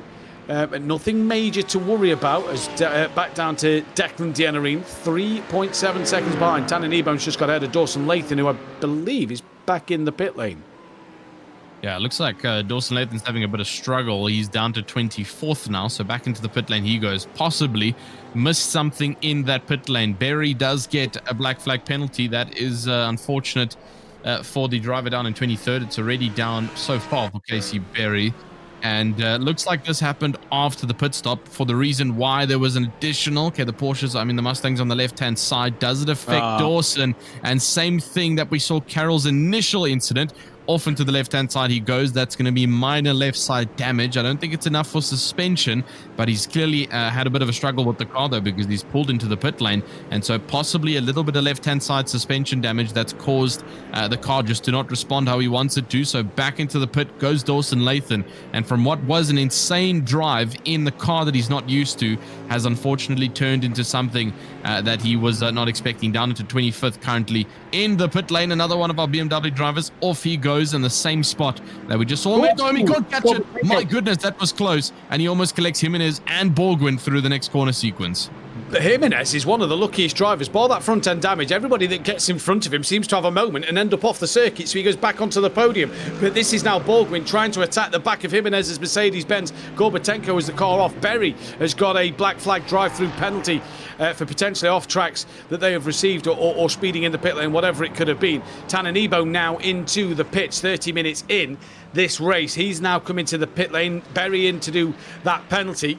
So what a absolutely crazy race we're seeing here. Borgwin pressuring the back of Ramsey Jimenez. Caden Parks-Miller all over the back of Gorbatenko in the background. 2 by 2 they go. You can see absolutely nothing bar the blinking light of the rain light on the back of that Mercedes-Benz of Ramsey Jimenez in towards the S's. They come now. The outside line that little bit stronger, and Borgwin tries to get as close as he can to the back of Jimenez. How they don't make contact, I don't know. But Gorbatenko pushing it hard, and Ramsey lives to fight yet again another day. But that Mercedes-Benz of Gorbatenko behind him is looking for a move somewhere. Parks-Miller in the background, side by side. I could just make out the headlights. Side by side is Caden Parks-Miller with Gorbatenko, and I believe he's going to almost get this done. Gorbatenko holds it around the outside, though. That outside line a little bit quicker into turn 2. Does Gorbatenko get back in front? Yes, he does. And Parks-Miller has to wait again. Yeah, great sequence of overtakes that we're seeing here, and just about over halfway now. I'm seeing our virtual grandstand not too happy with how the rain has gone, but unfortunately this is how racing works, and we just have to proceed with it as there's multiple battles going on here right in front of us. Parks-Miller getting a little bit further behind and parked up, and unfortunately Tananebo, and like we mentioned, getting stuck in the fray of things here as they go down towards the next part of the section into one of the downhills. Dan Gorbatenko gets that overtake on Parks-Miller, almost gets a bit of a rear end there if he was not too careful, but fortunately he's all good up in front. It is still Jimenez and Borgwin, and this is the pure battle for third position right now. Parks-Miller did start in second position, trying to get back to where he initially began this fight for the Driver Trainer Motorsports team, but he does have a bit of a fight up ahead. It's Gorbatenko, Borgwin, and Jimenez, with Jimenez leading the charge with that front end damage. Like we've been saying, it's an absolute miracle how he's been keeping it out on circuit, just proving his consistency and practice has been paying off, and he's doing a great job at keeping Borgwin at bay. And Parks-Miller's dropped off hugely, down 1.5 seconds now from the two of them, and so that this battle is unfortunately splitting up quite a significant bit here. Ramsey Jimenez, though, is doing everything he can in his power. Unfortunately, 18 seconds off of Dean Areen, and so this is all just the game of defense behind, with Borgwin and Parks-Miller putting more and more pressure on every single lap. Gorbatenko is into the pit lane, with Davis losing yet another position in this race. Saba moves up ahead, and Drew Metcalf is off into the sand. He goes, almost drifts out back onto the track, but manages to get the car back onto the circuit. Yeah, Metcalf back onto the circuit and manages to not lose a place. As we just said, Gorbatenko is into the pits. Excuse me. So it's Ahmet Ohm from Declan Denery, Ramsey Jimenez, Borgwin, Parks-Miller, your top 5 in this race at the moment, as Gorbatenko is going to come out the pits in 12th place behind... Oh, no, is he actually? Is Patty not able to get through? No, they're not. So Gorbatenko comes out 11th place in this race at the moment. But it is that queue of cars, like we said, behind Ramsey Jimenez, as Parks-Miller has now got past Borgwin. So now is Parks-Miller looking for a move on Ramsey Jimenez. Oh, well, Ramsey Jimenez is around. Jimenez is around. So what has happened there is that another... that's Parks-Miller as well is in that. Herschel's got through, Sabers are through, and there was another car that I believe may have been a back marker. Sandy Rigama has got himself a black flag as well. Jim is working tirelessly to find out what has happened there. And we'll see a replay of what has happened. That is Sandy Rigama, who has had a moment all on his own. Jimenez comes through, just nowhere to go. And what happens to Jimenez? Oh, I think him and Caden Parks-Miller came together. Yeah, lots of action going on there. Looks like Jimenez came across the track there. And, there you can see there's a McLaren in the way, and they're all trying to avoid. And then here comes Jimenez back onto the racing line. Unfortunately, Parks-Miller is on the inside line there. And that is, I guess, just unfortunate timing with the McLaren being spun around.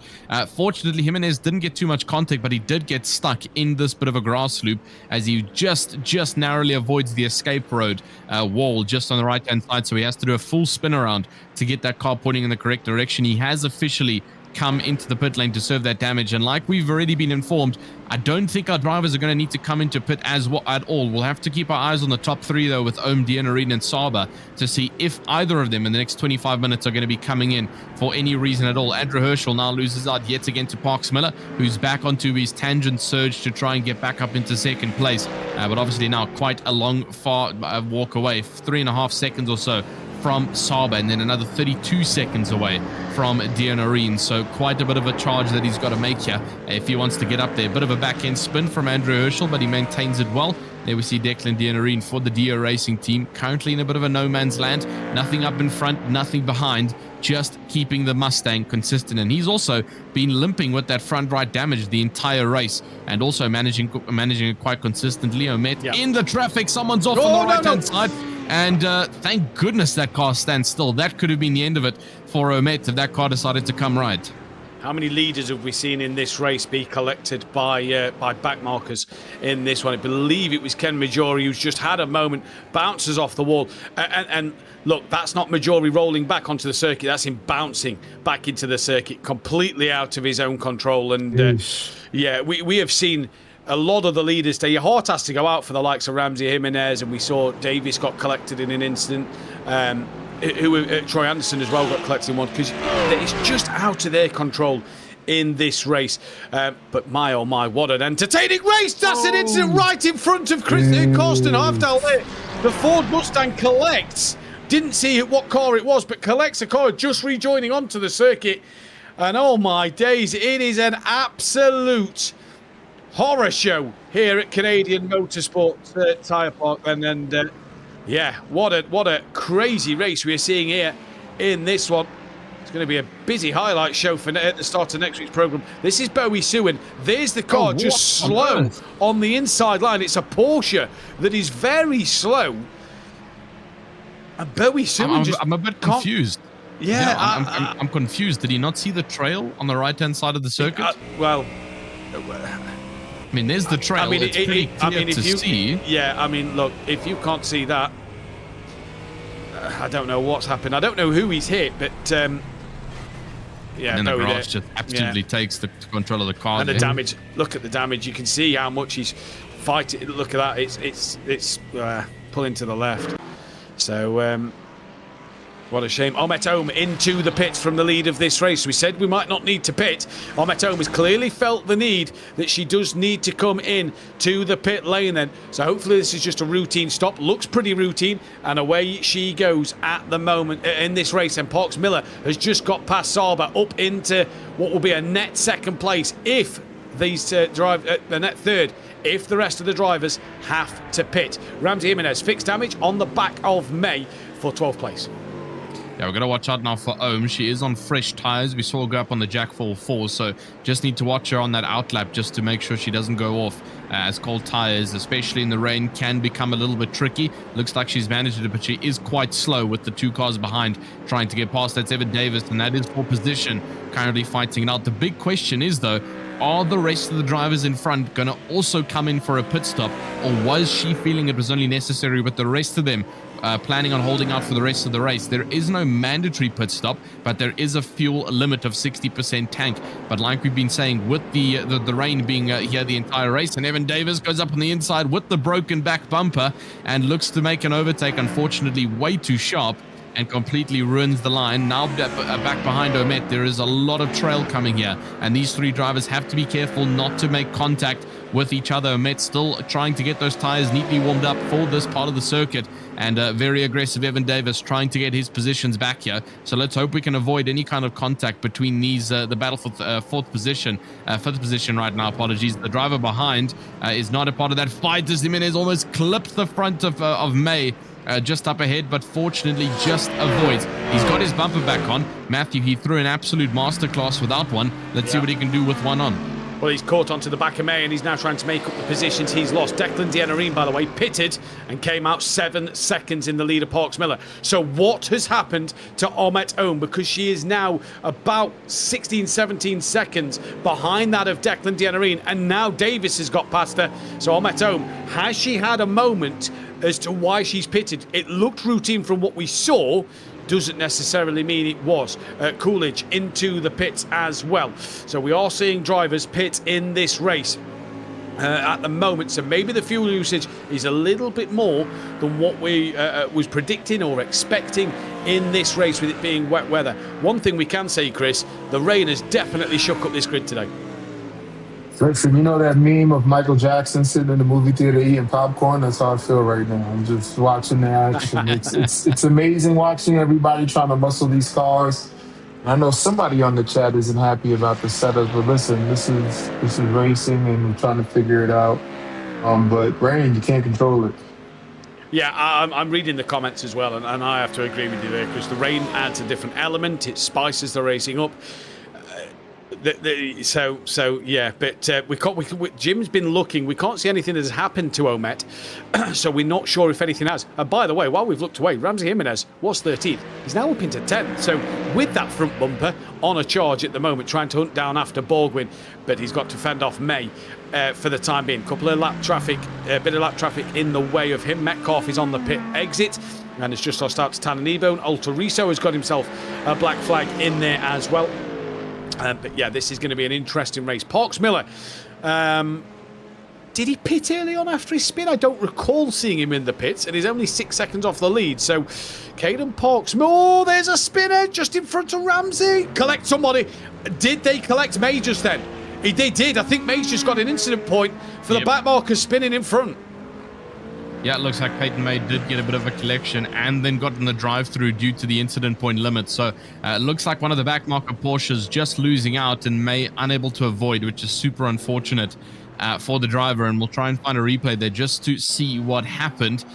So this is the driver. This is owned Borgwin in the Mercedes. So we're trying to find a Porsche eventually, and we'll try and get that for you now. That looks like, it's a Landon Batson trying to navigate his way around the circuit. Just goes out wide onto the grass and goes sideways across track, and unfortunately nowhere left to go. And okay, it's very minor, but unfortunately looks like it was granted a 4x, and Peyton May gets let off with a drive-through penalty for that one. Good though on Landon Batson for staying right on the track and just avoiding and not trying to take the racing line again.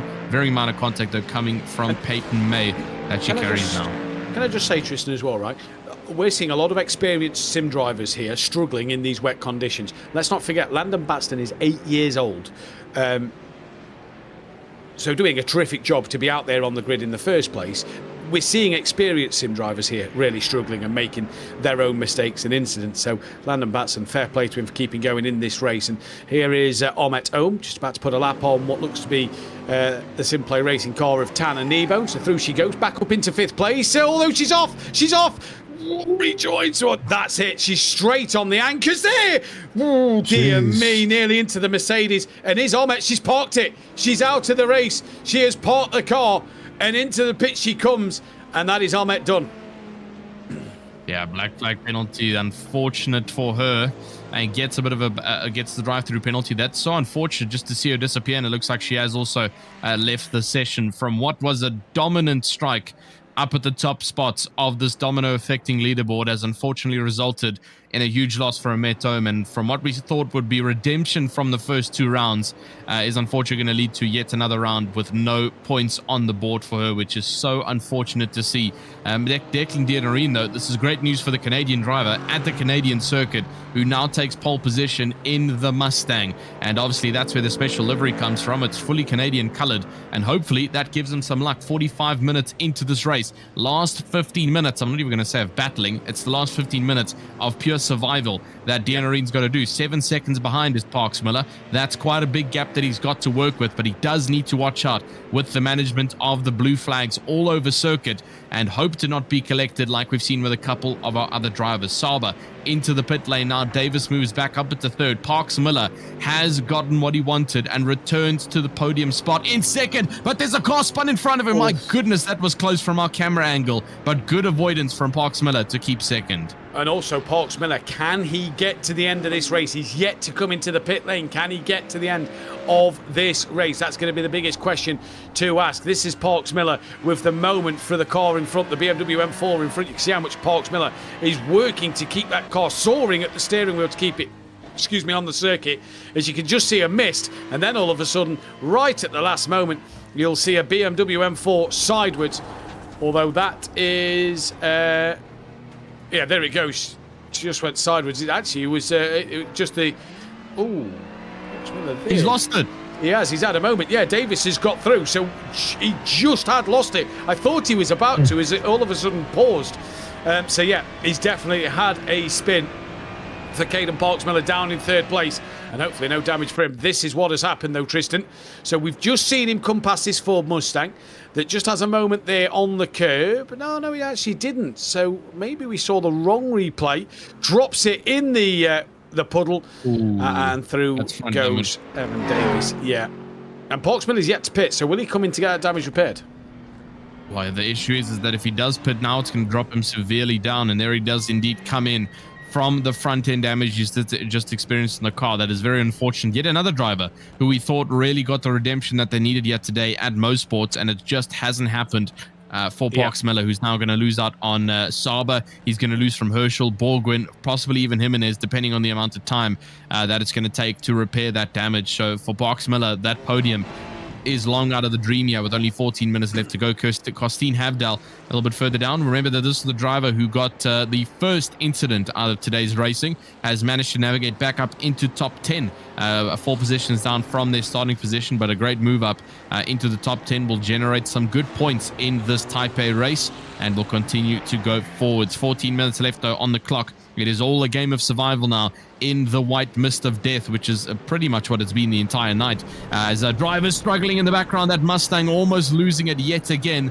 Caden Parks Miller does come out in 6th though, so relatively good pit stop that he's gotten there.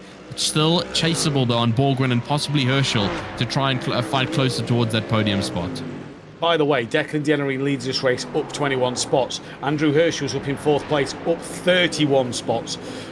What an absolute massive gain for Andrew Herschel there, the Superlap phase team in this race. May into the pits with the black flag. So we're going to tumble down the order a little bit. Coolidge has just moved up into 10th place, and this is Herschel all over the back of Andre Sauber for that final podium spot. 31 places, and Herschel wants 32 and a podium. Looking up the inside line, just trying to stick the nose there. Can't at the moment. Now looks to the outside, and it's just a look from Herschel at this moment in time. As round into the final corner they come, looking to get that run and slingshot their way out the final corner. Gets a bit of a better momentum, but I don't think he's going to be alongside by turn 1. Yeah, no, definitely not side by side turn 1. Yeah, has to work a little bit harder for that one in order to make the position stick here for Herschel. That'll be 32 up and a podium if he's able to get up ahead of Sauber, but it's going to be a difficult battle there. Sauber does not want to let go of the podium spots whatsoever. Flynn moves ahead of Mayer. She still comes out of the pit lane, only now exiting after the drive-through penalty. Obviously had to be served, and so down in 19th they will go, with Herschel now holding down in 4th position for the Superlap X-Days team.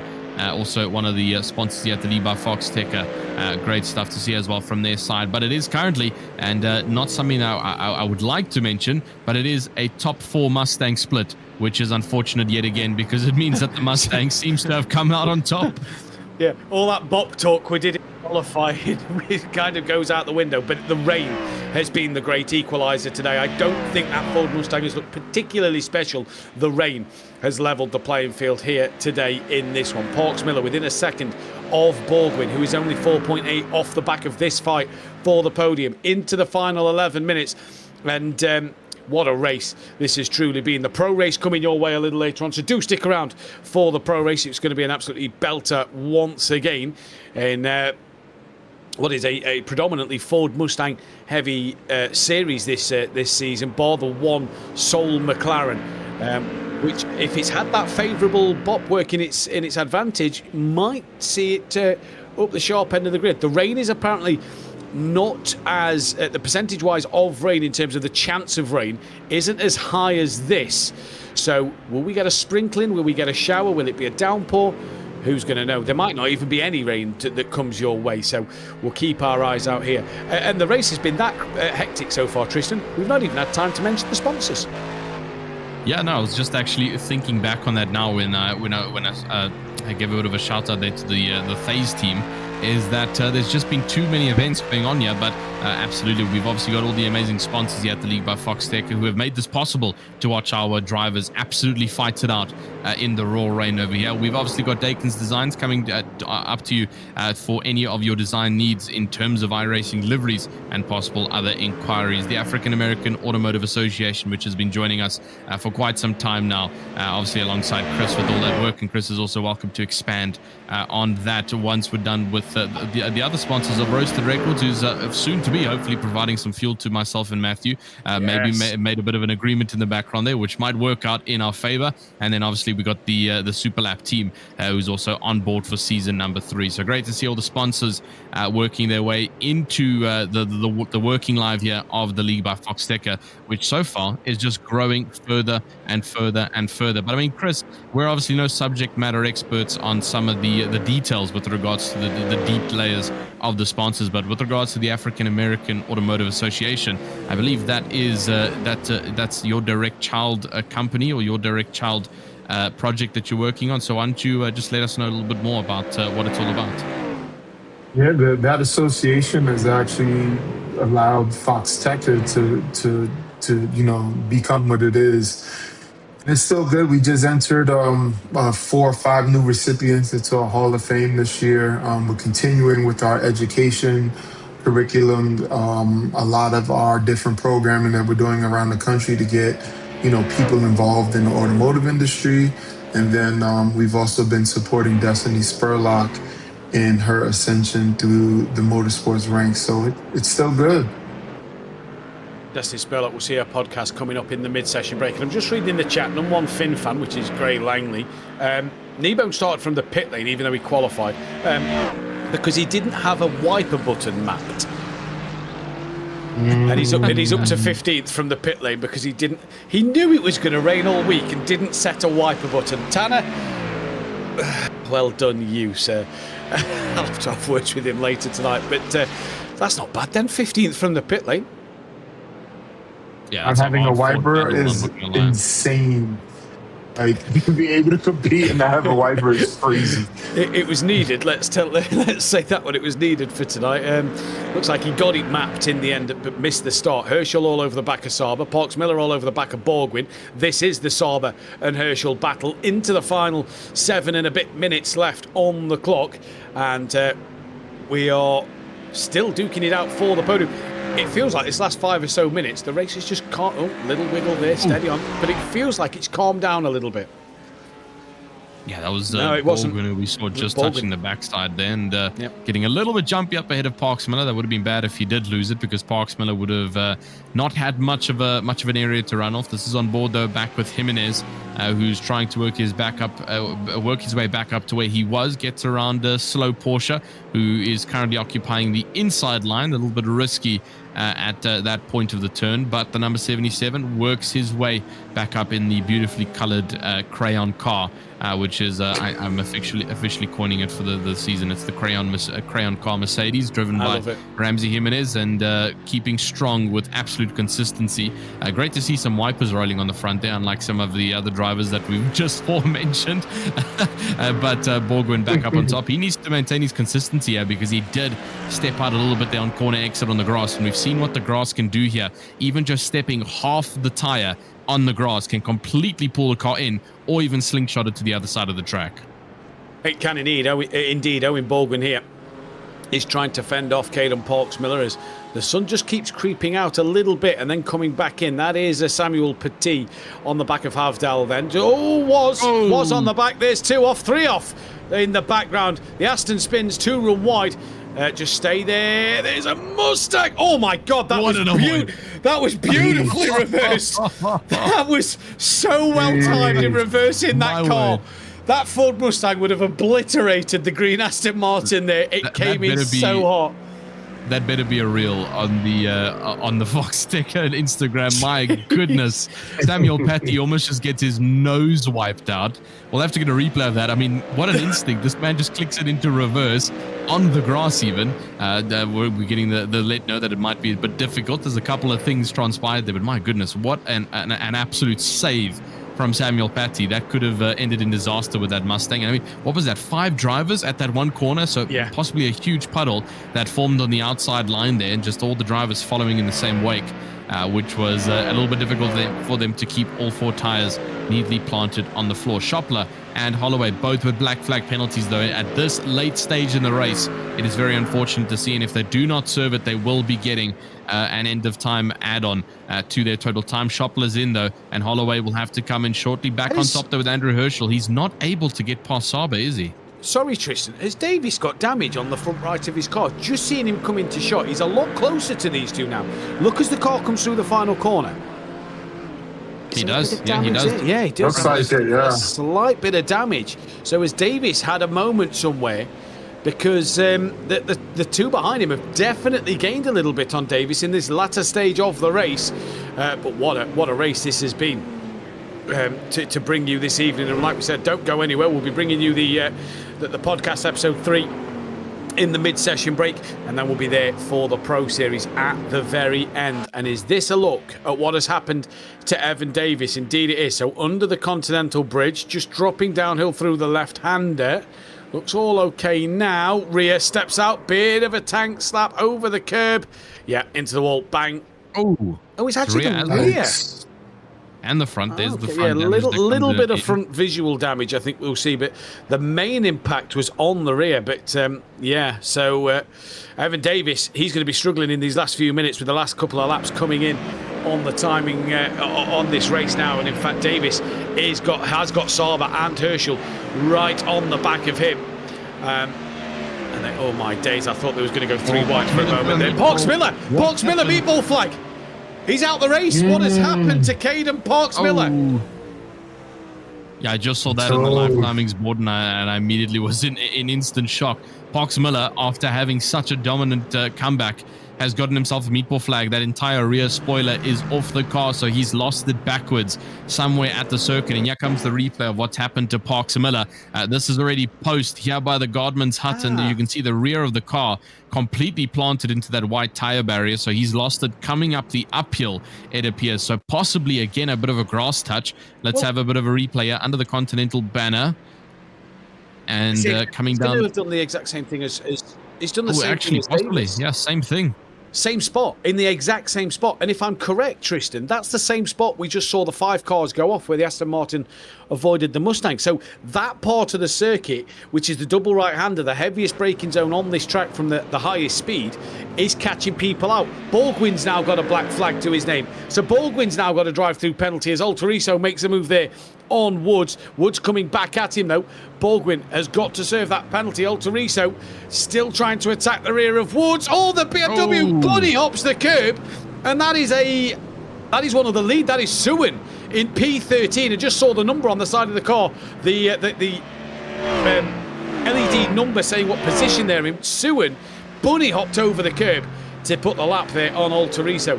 But Davis with damage, Saba trying to get past him, and Baldwin with a black flag to his name. I believe there might have been Shopler on the inside with the BMW, and Suin just a little bit further behind. So many black flags coming in, though, at this late stage of the race. It is coming into the last minute and a half. There we see Baldwin. He's actually, I believe he might be blipping a bit there. He's all back, all fine and dandy. But now it depends on when our race leader is coming across the line. It is 1 minute and 32 or so seconds in terms of lap time. And we are just about to embark on the final minute of racing here, which is going to depend on the white flag being waved. We might already even be in white flag territory, depending on where we currently sit out on track.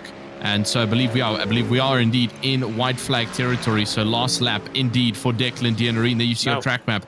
in the top right. Is it going to be last lap? No, he's in the middle. He's in second sector. Yeah, he's halfway through his lap. I think there's potentially one to go, just one to go. But Denarene's probably got the time to actually just back off a little bit and let the time tick down, so he doesn't have to risk that extra lap. That's going to be the thing to note for him. Sauber's dropped off the back of Davis a little bit, coming under pressure from Herschel for that third and fourth place in this race. There they are. They've allowed Davis to just escape with the damage at this moment in time. Ramsey Jimenez is now on the back of Borgwin after the drive-through penalty. There are cars off everywhere as the leaders are coming through. That is Sauber onto the grass. Sauber's downwards and loses the podium at the very end of the race. Herschel takes it. What in the world? Yeah, Denarene's going to finish the race. So Declan Denarine is going to come across on home soil and wins at the Canadian Motorsport circuit. Havdal will finish P10. Oh my days! Sauber has thrown away a podium on the final lap. I thought we were going to see a car rolling there again. He took complete flight over the curb and was trying to watch to see if that Mustang was going to somehow plant it into the wet grass. So the BMW goes off on the left. Sauber reacts. No, that's not Sauber. Apologies. That's Herschel. Sauber just climbs up the inside embankment of the grass. And fortunately for him, he avoids the tire barrier. That could have been an entire rear side of the car completely destroyed. Like we saw with Parks Miller, that could have been even worse than finishing in a third position where he was obviously finishing up now. He looks like he did get third because Davis has got a black flag penalty. Yep. He's dropped off as well. Davis just at the end there has lost it somewhere. Again, there's even more damage, I think, on that car, and he's got to drive through. So what on earth has happened to Davis again? This is him coming around, and has it already happened? I'm not sure. And so that's a car on the outside line. But very strange then for why Evan Davis now watch, fell off. He's going to drop the rear here. There you go. Rear goes. Bang. Oh. That is huge. How did he not lose the spoiler on that tire barrier? I don't know.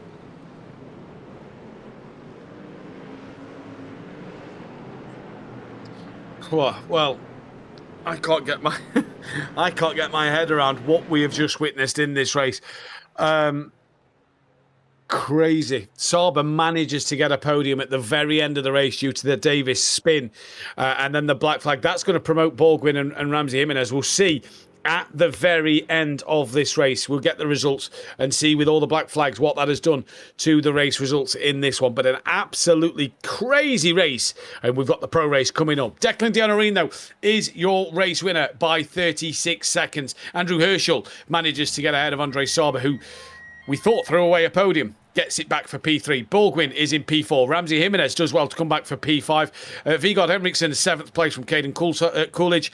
Evan Davis from Karsten Havdal. Samuel Patty is P11 from Shopler, Suwan, Kneebone, Flynn, Metcalf. Peyton May, 17th from Lewis Holloway. Alex Alterizo from Archie Woods. Casey Berry, Caden Parks Miller down in 22nd. Jimmy Carroll, Uvin Sandirigama. Santiago Lopez was 25th from Bartos. Dominic Amaro is 27th. Landon Batson 28th. Ahmet Ohm down in 29th. Joe Coleman 30th. Nick Dawson Lathan 31st. Chad Baker, Randy Olivo, Nicholas LaRusso, Ken Majori, Rain Woodside, Troy Anderson, Alan Ware, Kristen Montgomery, Jeremy Alvarado,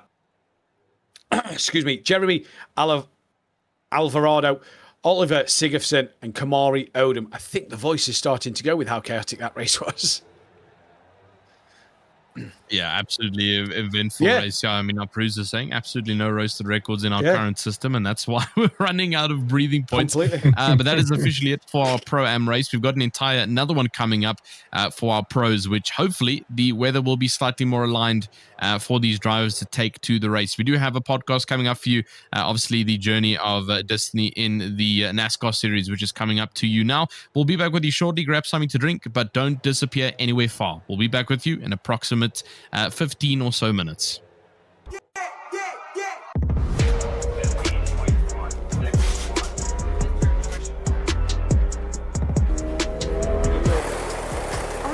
Hey, this is my practice, baby? This is what you're fixing to go to Hickory with. Yes. So.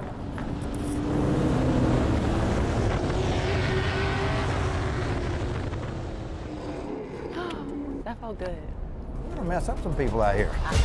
Women are making a name for themselves in motorsports. I don't see how you could be a race car driver, especially be a woman. To go ride a pro stock motorcycle 180 mile an hour, I think we're gonna sneak up on some people. Destiny Spurlock in her Foxxtecca machine, working with the Iranas out of Fredericksburg, here in Virginia. She's not just coming out of nowhere here. This is a young lady who knows how to ride a motorcycle. This is where she's supposed to be at. This could be special. She might be able to do this. So I would be the first African-American woman to race in NASCAR.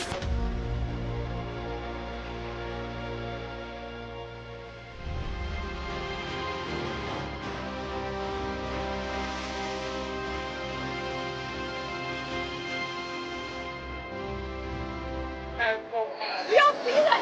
You don't hear it? Yeah, I love it. What made it? Stop! Dude, you like feeling for everything. Oh!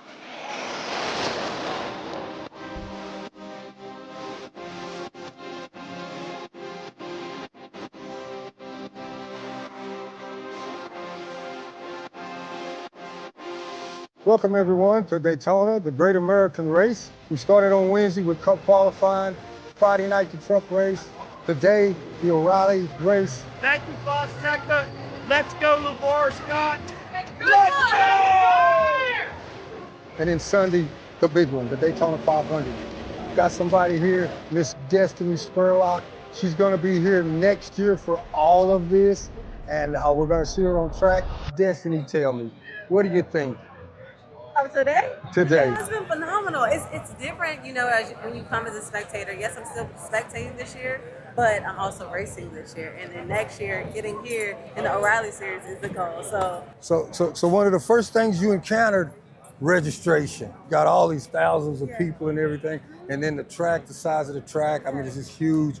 It's a huge event. It's good that you're here seeing this, because when you come back next year, you'll already have it all down. That's and right. You'll be out on the track for the ARCA race. Yes, I'm ready, y'all. What do you think? Tell me, what do you think about that speed?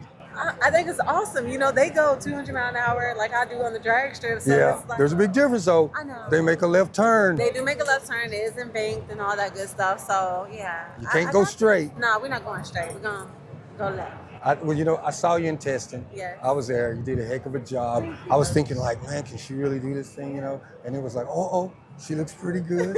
And then you started looking a little better, and then boom. Yeah. You know, you just took it over. I did. Tested last week. I went faster than I did on my last testing, on the first try this time. So it was really good. I mean, I'm doing well. I'm proud of myself, but I'm ready to continue to learn and continue to dig and get more into it. You know, she starts at Hickory. Yes, Hickory. In March. Yes. Right? In the ARCA East race. And then we're just going to move on from there. Look for big things from this young lady. It's going to be a wild ride, and you need to be on board. I'm Charlie. I work with ARCA. I've heard your name quite a bit. I'm excited to have you come race with us. You'll be at Hickory. So I do all the play-by-play for all the East races. I'll be at Hickory, Rockingham, Flat Rock, all of them. So I'm excited you're coming. Hey, Chris, how are you? This is fantastic. I'm excited you guys are coming. And we had a little speed bump with the once we're all full speed ahead. Anything we can do to help you guys all right? I've heard a lot about you, young lady. I've heard a lot about you. I can't wait. All right? All right, we'll see you at Hickory. Yep. Yeah, it's all 15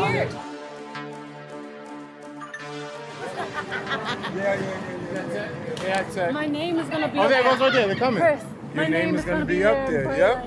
All right. I'm going to O'Reilly, in the O'Reilly garage. Okay. Alpha Prime team. Yeah. Okay, so if you need anything, We're gonna run over there too. I want to go say what's up to those guys. right? So you're going to stay for the Yeah, we're staying for both races. Yeah. Well, then I'll see you back. Yeah. All right. Looking good. Here comes the car now. Yep.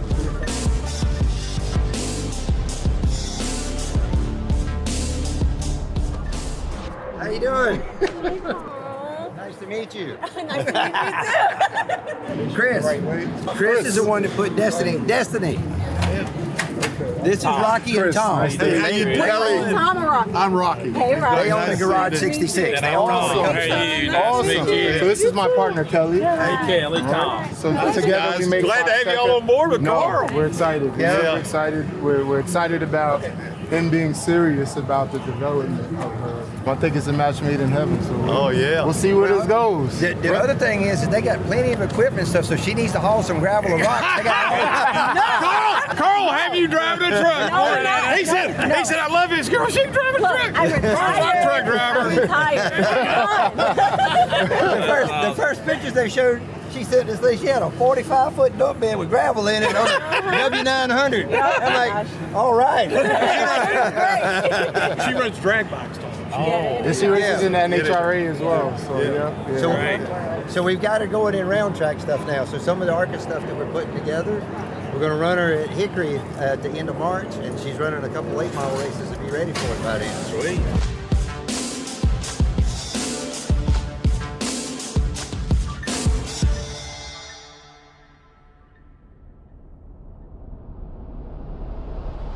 Daytona? Yeah. Yeah, like, how you feeling, man? Like, getting settled in. I was there day one, and we're here. So yeah, it's been very fast-paced. I know you've been traveling. Listen, Yeah. I just got back from 7-8 days I was gone, but I'm trying to settle in between time. Okay, yeah. It's dope because I used to, watch it on TV, but actually being here, because I've never been to a Daytona race, is so dope. And then knowing I'm actually racing, Right. it's dope. Daytona is, I always say you gotta have to have execution on all areas of the team, but like, you gotta have a little luck too, right? Yes, So anybody can win this race, which is why I like it so much. So I'm definitely looking forward to you coming up, a couple more weeks? Couple more weeks. You're gonna be in that seat, right? I'm being in the seat. How are you? Oh my God, I'm so happy to see you. that's my youngest Caleb. Say hi to Latasha. That's my oldest Caleb. Cause she always fly and stuff. Always. Look at this. Coordinated. Chris, nice to meet you. Nice to meet you. This is my partner, Kelly. Nice to meet you. Nice to meet you, Eric.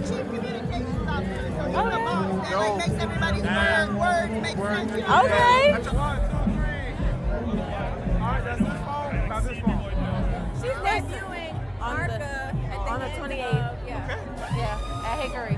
So. The 28th of March? At Hickory. That's coming up. Yeah. Okay.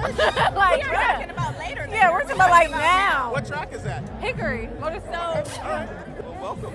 Thank you. The whole motorsport. All of it. Baby. We'll take you. I've been racing for like 16, 17 years though. Yeah. There were other opportunities where I tried to get into NASCAR and they just fell through. Yeah. Then another one was COVID came. Okay. So I was like, I'm just gonna stick with motorcycles. And then I met Chris 5 years ago, met Kelly 2-3 years ago, and they created Foxxtecca and they were like, we got you. So, How did you get into it in the first place? I grew up 2 miles from Richmond International Raceway. Okay. My grandfather is the one who had me watching it on TV, and I was like, I love this. This is what I want to do. Okay. I got a go-kart when I was 5 years old. My mom got me my first motorcycle at 16, started racing that. I was like, okay, I want to do NASCAR, but the only way you can get into it that I knew was if you got a bunch of money or you grew up in it. So that's why it was like, I don't know. So I focused on motorcycles for a while, debuted an NHRA Pro Stock motorcycle, and now we're here.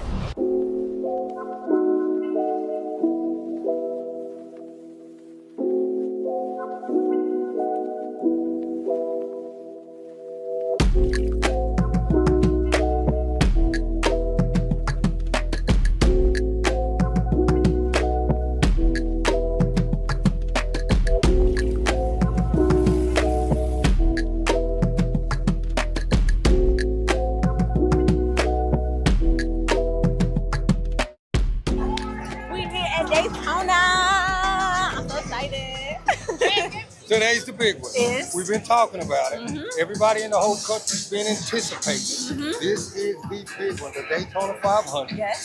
Somewhere that you want to be Yes. in the next couple of years. That's right. What do you think? I'm excited. Seeing it on TV is one thing, but being here and in the atmosphere, in pits, it's everything. There's over 100,000 people here. And one day they're going to be here to watch you. Yes. Are you going to be ready? Yes, I'm going to be Come ready. on. I'm going to be ready. That's why I'm here now Come studying. on. We got a long way to go. We do. We got to go through ARCA. We do. Trucks. Yes. The O'Reilly. Yes. And then here. Yes. We got time. We're going to make it happen. You think so? I know, so I'm going to put in the work so that we get there. So, you coming to the weight room tomorrow or Tuesday? Tomorrow. Tomorrow? Are you going to be there? Yeah. You'll lie. You'll lie. Start it right there. All right. Okay. Woo! Congratulations, Carl. We're going to have a lot of them coming. That's right. That's right. Have you had a chance to meet Casey yet? No, I didn't meet Casey. No. We'll go up here and meet Casey real quick. Okay. I followed him on Instagram. That's it. This is Destiny. Nice She's to the one meet you. that we're Yes, you too. I followed you the other day. Yeah, I followed you back. Yeah. Awesome. All right, where are we looking? Here? Right there. Ready? Got it? All right. Perfect. Yeah, well, good You're luck gonna to you do guys. great. You too. Sitting there Good luck to you. trying to figure it all out. Yeah. Well, I mean, we pretty much have the program You said it set. went well the other day. So. Amazing. So good. So I'll be back in the car on Tuesday. Okay. If I can help out with anything, let me know. Right? Thank you. I appreciate that. Thanks. You'll race with him? Well, if you get in the cup? So no. So he races this car, and the owner right there on the right, that's his car. He's the racer for Carl. You do Good. it. Are you excited for that? Oh yeah, always. Sorry. Hey y'all. You do good? Oh yeah, you? Oh, okay. Bombing. I saw you watching the race yesterday. I saw you studying. Oh yeah. Yes. Got to. It's an honor and a privilege to meet you. Thank you. I Heard a lot about you. Yes. We're welcoming you with open Aw, arms. that makes me so Make it do what it do. Thank you. Got the officials. Woo, woo, woo. Look at Bart.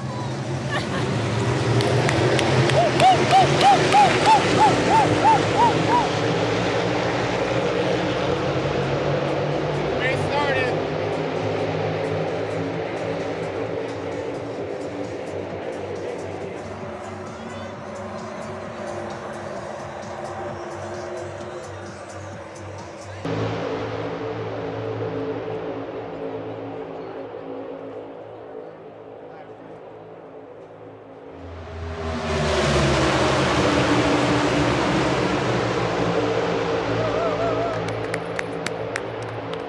Soaking it in, energy. Yes, we're here. We are here.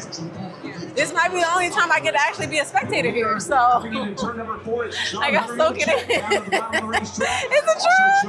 It's the truth. All right, guys, we are here at the Daytona 500. We had so much fun. Got to see a few crashes, but not too many. Either way, I want to say thank you so much to Foxxtecca, to Coach Horde, and also to Carl Long for having me here and experiencing this.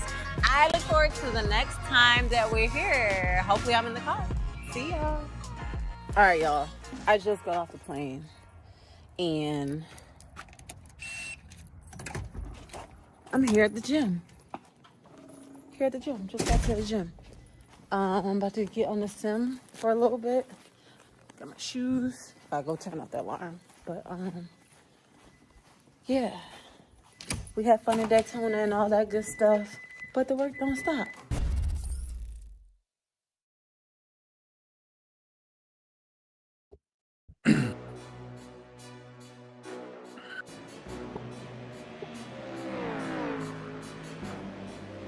Welcome back then to the League by Foxxtecca. You've just seen episode 3 of the latest podcast done by Foxxtecca as we follow Destiny Spurlock, I believe it is, if I'm correct. Yes. Yeah, through her journey into the racing, she obviously the truck series and other bits that she's doing with Foxxtecca alongside her, supporting her along the way. Great to see. If you've tuned into that, if you missed the first race, well, you might want to go back and watch it, but don't do it now. Wait until after this, because the pro drivers have taken to the track here at the Canadian Tire Motorsport Park. And as you can see, the rain has gone. The track is dry, and there is only a slim and slender chance of that rain. About 18 to 20%, I believe, chance of rain. Qualifying is 6 minutes in. It is currently Rodrigo Metz who is in that pole position. We do have a car change. Dennis Grabowski has come out of the Ford Mustang and gone back to the Ferrari. And obviously we've got Juliet Johnson in 10th place in that McLaren. So we'll see what these latest updates in terms of the BOP will do for them two tonight. So far running 9th and 10th. But Tristan, an absolutely wild ride in the Pro-Ams. And now we get the pro drivers to take to the track and see what they can do. yeah, it's going to be quite difficult to live up to the expectation of the level of entertainment we were given by the AM race. There was just way too much going on at one time that really just made that race quite chaotic. But nonetheless, really good to watch. And I believe our virtual grandstand really enjoyed it. However, we've got the twist around for the Pro Series. The track is dry. And instead, we're probably going to have slightly more cleaner, more consistent racing with some of our top drivers who will be taking to the track. And even though the BOPs come into play, unfortunately, that top 10 is still fully Mustang dominated from top to bottom. A good name, though, to see in the top 10 who seems to be finding their foot is Mayo Dianarine, who just joined into the Pro Series, has been struggling a little bit down in the top 15s, now gets himself in the top 10.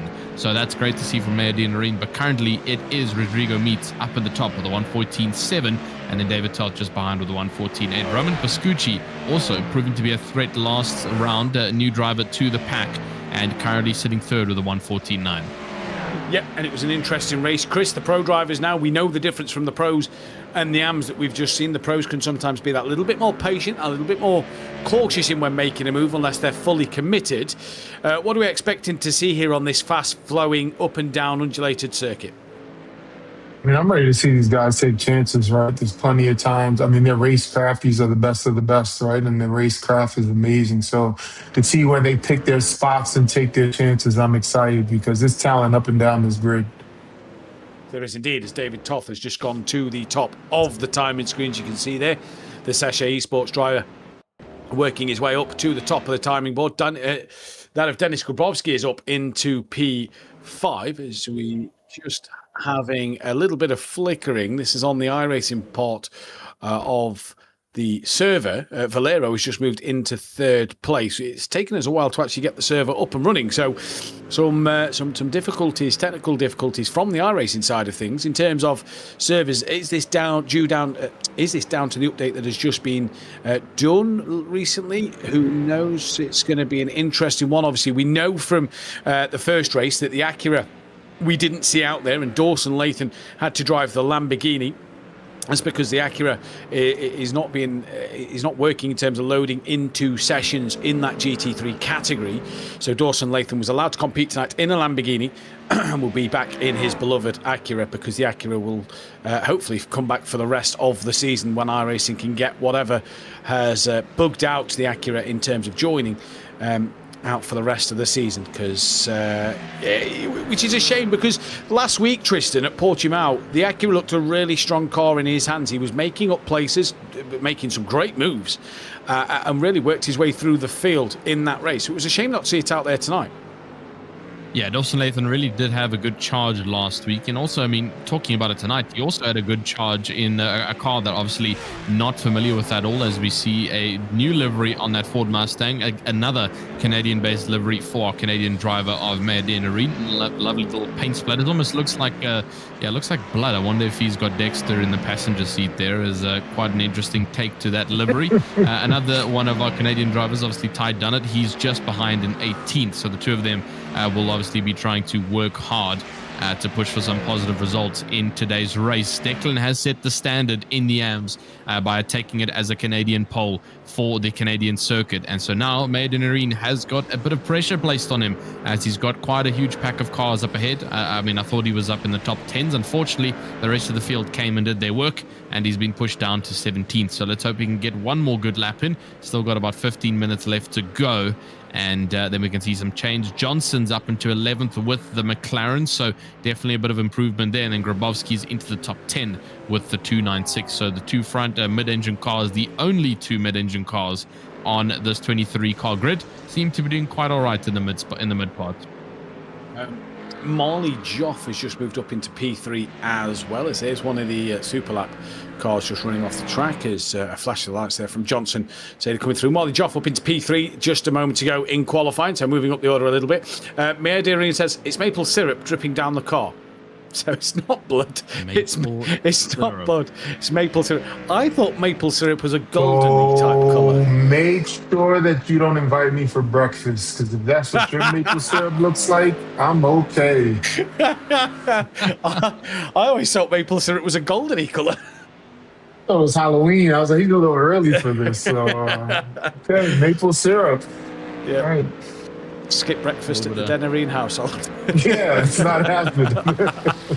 I guess a little bit of constructive criticism that's gone to the Denarine team for liveries, but nonetheless, still a creative livery, and I don't think we're going to be seeing anything else on the grid that looks similar. So, regardless of if it looks like a Dexter crime scene or if it looks like a good old Canadian breakfast, it's a good-looking car on circuit, and definitely one that's neat and rare that we'll get to watch for. Denis Grabowski still sitting up there, and Toth does move up. Well, he still holds first, but Joff gets up into second, and the two of them have been competitive all season long, including with Pascucci. And now it looks like Meats will possibly also join into that four-way as they continue throughout the rest of the race that's coming up after this. Again, another Type A race, 1 hour coming up to you. I believe next week is going to be our first Type B race of the season, which is going to prove to be quite interesting. It's been quite a long time. There's your schedule coming up. Next week is indeed going to Interlagos, a very neat track for GT3 racing.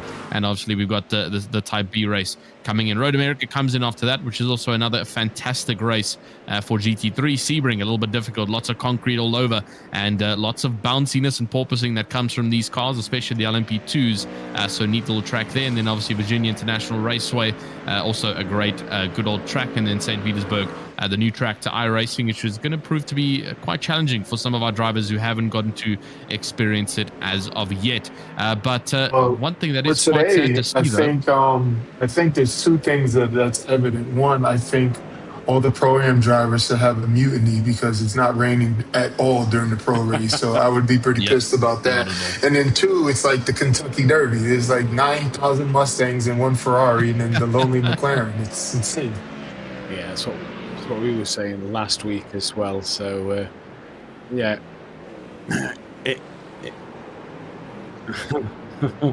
It's an interesting car choice this season, and of course, Chris, what you may not have noticed this season is we've not just got the Golden Falcons, we've got the Pussycats, the Lions on the side of some of the team cars out there as well. So I believe Hello Kitty, we got Hello Kitty. Hello Kitty, yeah, there we go. Hello Kitty. I believe this is one. Look, coming onto the side, you've got the lion roaring down the side. Meow. Coming down the side of the car. Interlagos, Road America, and Sebring, by the way, are all B format races. That's the 25-minute sprint followed by the 30-minute feature race. The 30-minute will have a top 8 inverted at Interlagos, my joint favourite circuit with Donington Park. Just the history and everything of Interlagos, and the fact that hold on, are they different teams? Are they different teams? Like so remember the cartoon with the Tweety bird and Sylvester the cat? This is like the battle between the birds and the cats, right? Looney Tunes out there. Yeah, Looney Tunes. Great. So the cars with the cats on the side of the Golden Falcons are obviously the Super Lap team. If Jim can just find one of the cats again, I'll be able to tell you that's Laubish. We can go watch him. He's got Laubish a big lion on the back. He's in the pit, so we're not going to be able to get a good preview of that car. See if we can find out what team name they are. Qualifying is done. So let's see what's going to happen. In the session, Toff, though, was the man on pole at the very end of that session. We'll get you the full grid order in just a few moments' time in this race for the pros in the dry session in this one at the moment. Tanner wants to know why do the pro drivers get a dry race? It's not something that we control. Tanner, the pro drivers get a dry race because they have the wiper button set before the start of it, unlike yourself. It's all right. He's in my team, so he'll know that I'm joking. David Toff on pole position from Rodrigo meets Marley Joff is P3 from Denis Grabowski. Gail Valero is P5. Roman Pasucci is P6, the winner from last time out, if I remember, back at Portimao. Johan Neshav is P7. Wojciech is P8 from Juliet Johnson in 9th. Kevin Rold from Nicholas Laubish down in 11th. Poor qualifying for him. And Gabriel Ivanov rounding out the top 12. Yeah, coming down from 13th, you've got Russell Soto there in the Super Lap car. Tyler Card just behind him with Rafael DeSantis in the Tatum Res Tech car. Elon Johnson down 16th, but Zoe Ahmad also in the Super Lap car down 17th. Ty Dunnett, your first of the Canadians on the grid in 18th position. Ed Eisenring in 19th with Eric Carlsband just behind. Mehdi Nareen, who has got a lot of expectations to fill in that household after the win coming from his brother, down 21st, unfortunately. Rosalini Matisse currently down 22nd. And our final driver driver on the slightly shorter pro grid of only 23 cars is Gabriel Jones for the Streamline Motorsports team. So significantly reduced, only 23 cars out on grid, but we should see much more fierce fighting with a little bit more cleaner racing due to there not being heinous amounts of puddles on track to try and stop these lions and birds from trying to see who is going to come out on top today. We do obviously have quite a bit of a lockout up on front with Marley Joff, David Toth, Pascucci, and a couple more of the top drivers who are really going to be fighting each other down to the wire for the win yet today. I wonder if anybody sees Mayor Dianarine coming in their rearview mirror thinking that he's out for blood with the livery on that car tonight. And if they don't realise that it is maple syrup, we'll see what happens. But once again, a big thank you to all of the partners, the African American Association, Roasted Records, Dakins Design, everybody else that is partnering and sponsoring with the league by Foxxtecca for Season 3. And what has been, so far, 3 weeks in, a fantastic championship once again. And the Pro Series seems as tight as I can remember it. Yes, Marley Joff has come away with 2 wins. Has come away with a win and I believe 2nd or 3rd last week at Portimao. But he's not had it easy, has he? No, definitely hasn't. Marley Joff has really had to fight for it in the past instances, and especially with everybody being on equal machinery. He obviously came from the Corvette, and just not having the BOP balance required for that car to be dominant enough, and just having to settle. But we are looking to go racing here for the first time for the Pro Series for round number 3, the only race for tonight, and it is a great start for David Toth up in front. Molly Job holding the inside line though from Meats, who's already going to get along the outside line. The 2 Mustangs going side by side. This is giving a great runaway though for David Toth, as he's going to run away with this 5/10 already built on Meats and Joff. Grabowski just in the background. A much cleaner first turn that we've seen in this race compared to the Pro-Am's race, and so the lesser amount of water on track has really provided a little bit of action. There's a tap though, and Grabowski's around, but what a great save to keep the car planted forwards. Lots of action up on the top already. The Mustang, the McLaren of Johnson, getting his nose in there and fighting with all the fierce competition of Mustangs. Yeah, and 2 by 2 they go in towards turn 5 and number 6. Grabowski looking to tuck back underneath one of the Ford Mustangs here. That's the number 33, the red and black Ford Mustang, as they come down towards the Mario and Andretti straightaway. Car in the wall in the background. Is that Russell Soto I saw dropping down? No, it might not be actually. I believe it's Holzman because he's well off the back of the pack at the moment. But Toth got the jump. Meats has gone with him. And can Marley Joff do anything about it? As here goes Grabowski fighting with Johnson. The 2 different cars other than a Ford Mustang out there at this moment in time. And the top 3 are starting to break away from Pascucci, who just doesn't seem to have that outright pace in this one to be at the start. But we know that this race has still got 58.5 minutes left to go. As Johnson looking all over the back of Grabowski, down towards turn 1 they go for lap number 2. What a great opening lap it has been. Yeah, great opening lap indeed. And Chris, we've obviously seen a bit of a different start here in the Pro class. Obviously, the rain has made things slightly different, but a lot of fierce competition coming from the Pro drivers in the mid-pack. Yeah, no, they've been safe so far this, first 2 minutes of the race. Oh, spoke too soon. We go off track. No, it's been awesome. That was DeSantis, I believe, who was off track there, dropping down. Matisse as well. Oh, it's just been a car lose the rear on the circuit. Was that Matisse as well, losing the rear once again?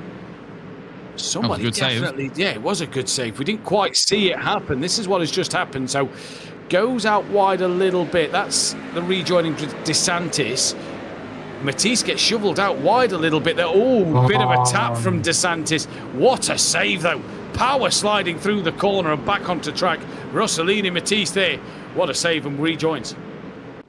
Yeah, that could have been drastically worse if he did not catch the car on the grass. They could have planted backwards and been well off of the pace of the rest of the grid. He's actually still back up ahead of Halsban. Here's Dianarine coming with the pancake squad and gets up ahead of Dunnett. That's a double overtake and moves ahead of the other Canadian driver, trying to prove the worth. Clearly, the maple syrup fuel is assisting him, and he's going to get up ahead into 16. Zoe Ahmad just up ahead, though, coming up into the next couple of corner sequences, but he's got pressure from behind with Ty Dunnett and DeSantis looking for redemption here for a couple of moves that have been done due to some bumps. And so now Dianarine will have to fight hard for that one. Obviously, up in front, still loads of battles across the board. We've obviously mentioned with our live timings that orange is good for us. It means that there's the entertainment, because orange as a number means it's under half a second, and there's definitely space for fighting. Gael Valero on the backside of the now pink driver of Pascucci and the Argentinian, and swapped out liveries on his Mustang to have a little bit more of an identifier and contrasting out on the track. He's currently holding down on 4th, but 2 seconds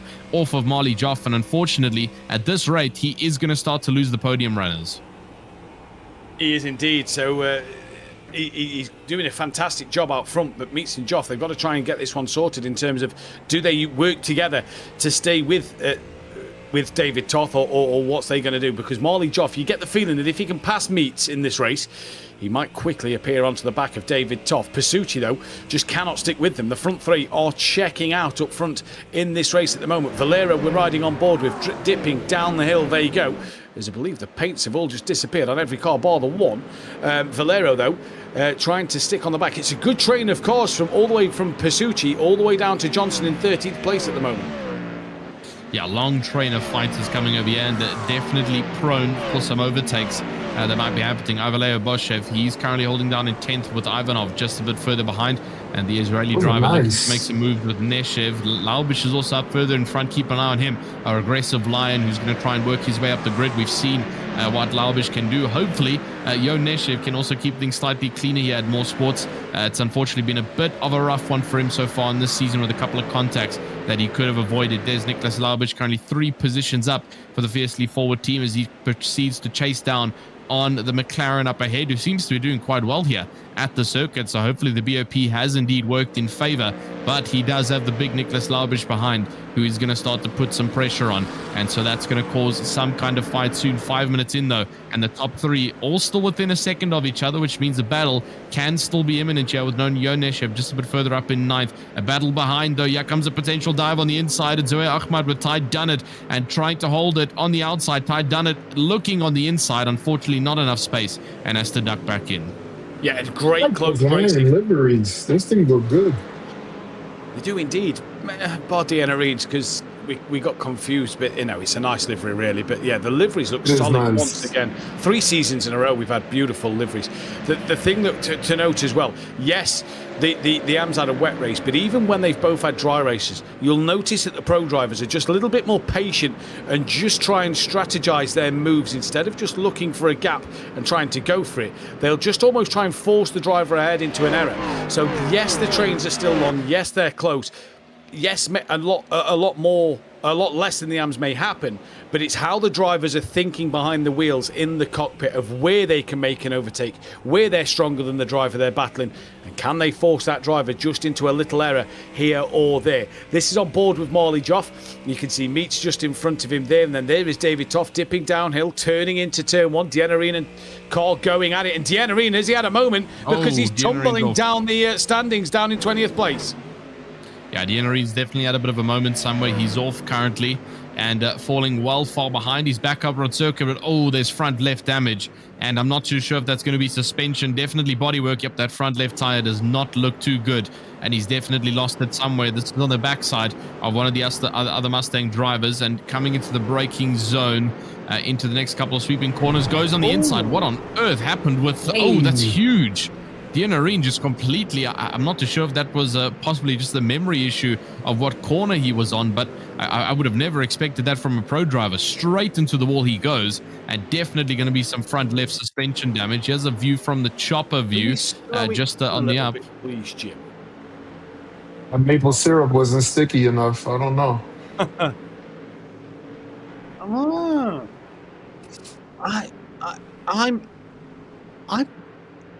I'm really puzzled as to what he's done there. Like you say, Tristan, the only thing I can assume is that he's possibly forgot which section of the circuit he's at, and it's that's a strange one for sure. This is Laubish going up the inside of Johnson. Through he goes, and look behind, Boyshev on Neshev going at it as well. And I believe the Israeli driver of Boyshev gets through there, so moves up another place. Teammates, it looks like, as well, running the same livery. The Hello Kitty cars coming through turn 2. Oh, that one's going to stick like the golden pigeons now all season, isn't it? It's got to. Yeah, beautiful. You're welcome. I'll be here all week. Oh, dear. But so that is Boyshev ahead of Neshev. But yeah, Deanarine there. Not sure what happened, Tristan, but big mistake, although they're 3 wide almost here. This is Zoe Ahmed with that Atai done it, and I believe DeSantis as well, looking right around the outside. Heavy braking zone coming up. What a job from DeSantis there. Made the earlier mistake a few laps ago. Carries the momentum later on the brakes, and through he goes. Yeah, great stuff there from the top, from the battle for 15th. DeSantis, Ahmad, done it, and Soto just in the background, and Jones possibly also trying to join in. He's about 8/10 off, so just facing in the background for all of our drivers. He has a bit of an onboard with Rafael DeSantis, and this is an in-car position gain that we obviously got to witness. Right up on the inside line, moves up ahead. Nice. He's now got the 24 Mustang up ahead as well that he was able to chase down on. So great work there coming from DeSantis, and he obviously moves to now control battle for 15th. There is obviously the battle for 14th, with Ty Dunnett just being a little bit further up ahead that he can, sorry, not Ty Dunnett, Tyler Carr in 14th that he'll potentially try and fight with. This is back up to the top. Nicholas Laubish obviously getting ahead of Johnson, the McLaren driver, and Laubish unfortunately not braking directly off of Johnson here. He wants to try and chase onto Grabowski up ahead, who sits in 6th position in the 296. But he's still got the very quick McLaren behind, chasing down the mid-engine V8 versus the front-engine 5.6 as we wait for it to see who is going to obviously come out on top between these two. But Laubish doing an incredible job of defending back at the forefront with that battle for 15th. Is still going on with Russell Soto now at the backside of it. 18th out of this battle for 15th, and about 4 cars up ahead, all decisive about what positions to make.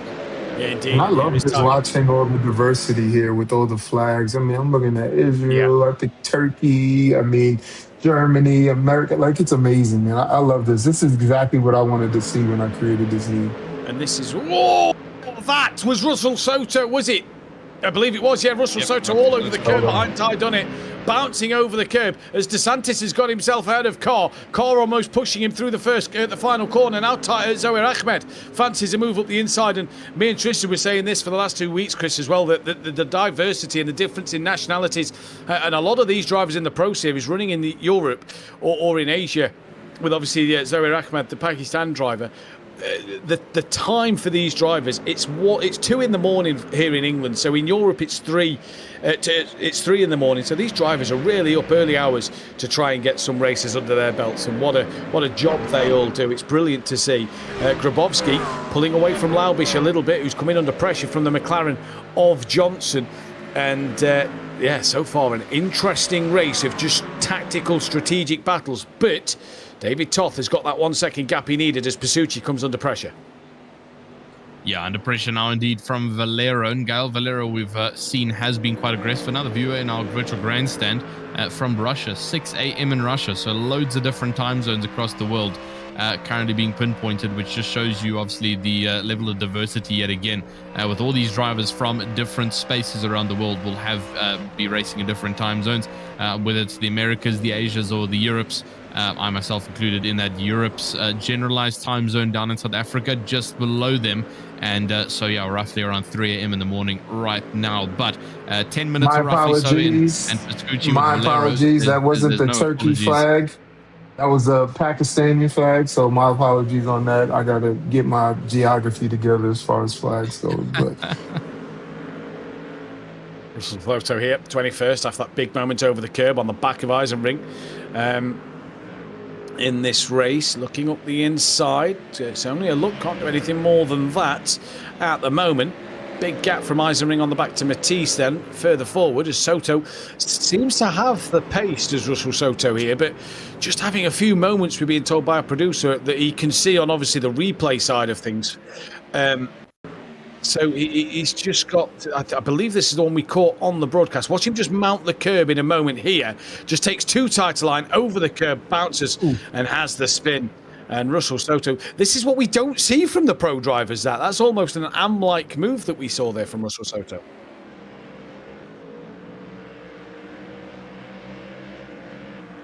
Yeah, another one coming in from Soto, possibly just a bit of an off track that he was having behind one of the other Mustangs. Again, over the curbs he goes, but like Matthew says, Really not something we'd expect to see from the pro drivers here. Obviously, from the AMs, it was a bit self-expected in the rain. It was very difficult conditions to race him, but we've got a completely dry circuit here, and we're still seeing drivers making somewhat easier mistakes. Somebody's off again. It's Johnson in the McLaren, and he's hit the curb on the entrance there and almost lost it into the wall, but just managed to save it. But he's pulled it into the pit lane. He's taken a toe back, and Johnson clearly not happy with something, and that McLaren goes back all the way down to 23rd to serve a pit stop. Bit of a bump there coming from Ty Dunnett. Trading Paints indeed. Totally not the, the name of what actually puts the paints on the cars, and that's exactly why it's called Trading Paints, for that exact reason. So Dunnett getting ahead of Ahmad now. The Canadian driver just moving up ahead against the Pakistani driver. Good move there from Ty Dunnett, trying to advance on his home soil here after Mehdi Nareen's drop-off. He is the current flag bearer. Rodrigo Meets, though, also holding up in second. Molly Joff is starting to put pressure. Unfortunately for them, David Toff is running away, about 1.1 second away from Rodrigo Meets. Still trying to obviously break away from any kind of slipstream, but Molly Joff now within a good attacking distance. We might be seeing that top two switch around. Excuse me, we said it 2 weeks ago, and in fact I think we said it on both weeks, that David Toff looks a different driver this season. Looks a lot calmer, a lot more patient, willing to wait for that gap to open instead of trying to force it that we've seen. And that's not a bad thing that we're trying to say about David Toff there. We've always said that David Toff has been an aggressive driver in a good way. He fights and races hard.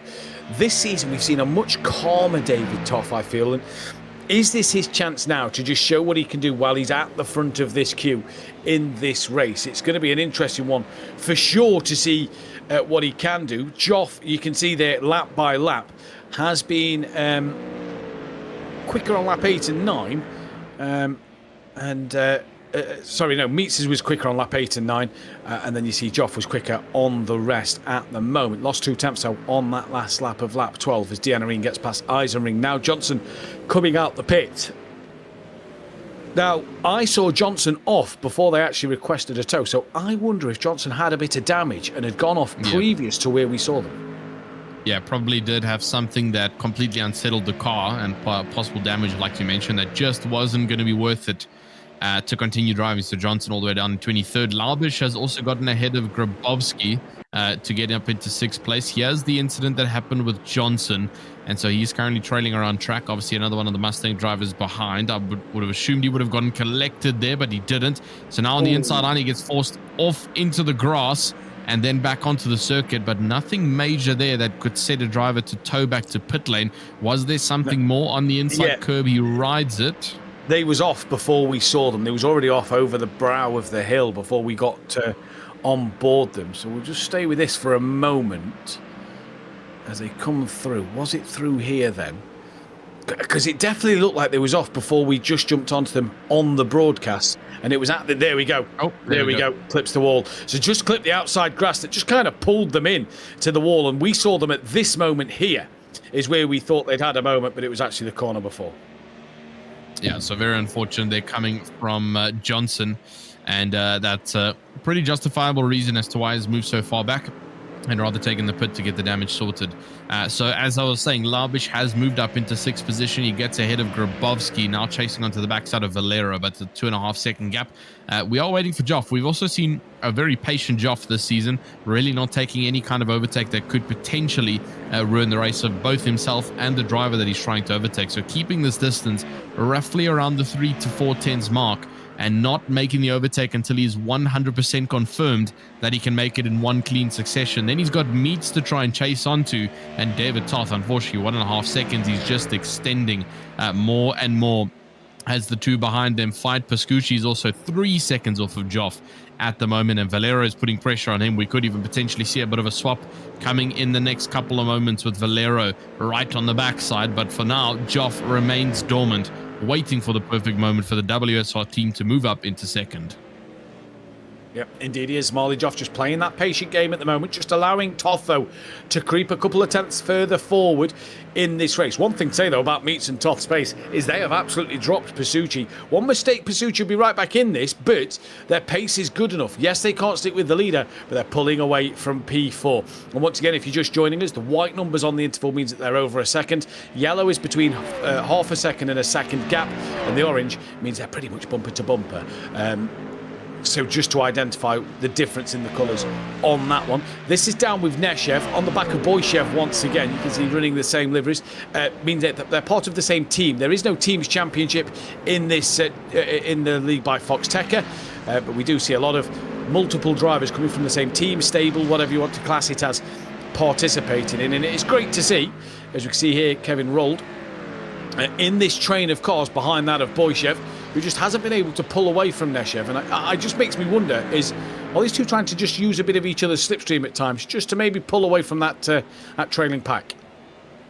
Yeah, possibly so, using a bit of teamwork here to try and get away, because obviously Ivanov, Rold and Johnson all in a bit of a queue behind, trying to navigate around the course. And not the Johnson, not Juliet Johnson, who obviously went off in the McLaren. That is Elon Johnson down in 12th currently in the Mustang, so following in the wake of that battle.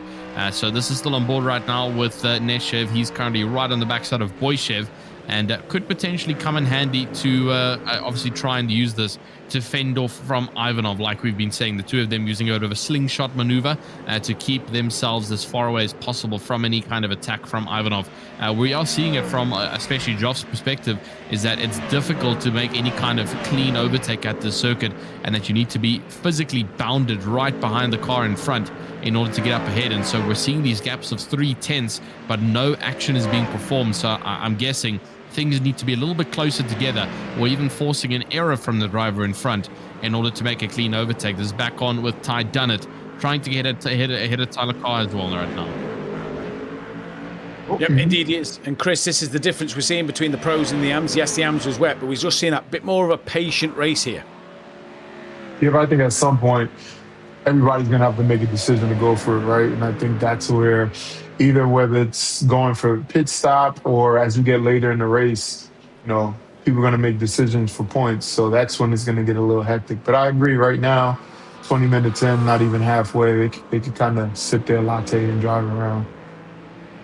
Yeah, exactly. This is on the back of that of Tyler Carr. Oh, roasted records latte. That sounds lovely right now. It's what you need at 2 in the morning to just pick you up a little bit to get you going, fire you up for the day. Would be great. I think I've taken 2 boosters and still trying to go at it for the time being as we try and get through these final 40 minutes of the pro race. And the action for the time being is a little bit minimal as we try and source as much as we can for the virtual grandstand to watch all the best content. They are racing incredibly well, but there's just no overtakes currently happening out on the circuit. But it is bumper to bumper out there with all the Ford Mustangs as they try and take on who is going to obviously take the top spot with these Mustang drivers. There's right now at the top, there's not really much competition coming from anyone else. Pascucci still holding off Valero, and here comes the overtake we were talking about. Valero on the inside line was just close enough, and I believe it was side by side, but unfortunately the door did get somewhat slammed, and Valero had to just resort behind. He was about 5/100ths of a second behind before he even made the lunge. So that just shows you how close you need to be to the opponent up ahead here at Mosports to try and make a clean overtake. You cannot lunge from 3/10 behind without risking possible contact on the car in front. Yep, and it's just proving how difficult it actually is to overtake around here in the dry conditions as we can see this train of cars. But like you say, Tyler Carr just starting to creep away a little bit from Ty Dunnett and Zoe Ahmed and Matisse at the moment as this race continues on. 22 minutes into this race we go. It is Toth from Meats from Joff. Toth's got the lead now over 2 seconds, so he's not pulling away massively, but he's just slowly starting to creep away from that of Meats and Joff a little bit more. They've still got the gap to Pasucci about 4 seconds, as them two are. Again, Joff just happy to sit behind Meats at the moment and just sit, wait, and bide his time before he goes to make that overtake in this race. But we've had the we've had the storm before the calm. It's normally the calm before the storm in motor racing, and we definitely had that storm in the AM race, and now it's all the calm driving as side by side here. Soto and Jones going at it. The black and red Ford Mustang of Jones with Russell Soto getting ahead on the track. Ty Dunnett has got past Tyler Carr as well, so Soto up a place, and Ty Dunnett has got the job done over Carr for 14th and 15th place as well. Coming through into the final corner, that Zohair Ahmed getting a little close to the rear of Carr. Now looking to the outside line as they drop down into turn one. Zohair Ahmed still trying to hold it strong around the outside. If it was wet, I'd have fancied him to make the move done. Nearly squeezed out a road, but Ahmed keeps the nose there, gets the move done. Beautiful move from the Golden Falcon. Yeah, great stuff there to move up from Ahmad. Just getting the read on Tyler Carr. Now Matisse has obviously joined in on the battle here for 15th position, so they've got to watch out behind. Just up in front, also chasing down on Ty Dunnett. He currently holds 14th as the leading Canadian driver out on the grid. And so we'll have to wait and see how this battle is going to go, because it is the battle for 14th as it stands, with Ty Dunnett just holding off about a second or so from Ahmad, and the rest of the cars trailing right behind Ahmad of Carr, Matisse, and Soto, unfortunately 3.7 seconds down.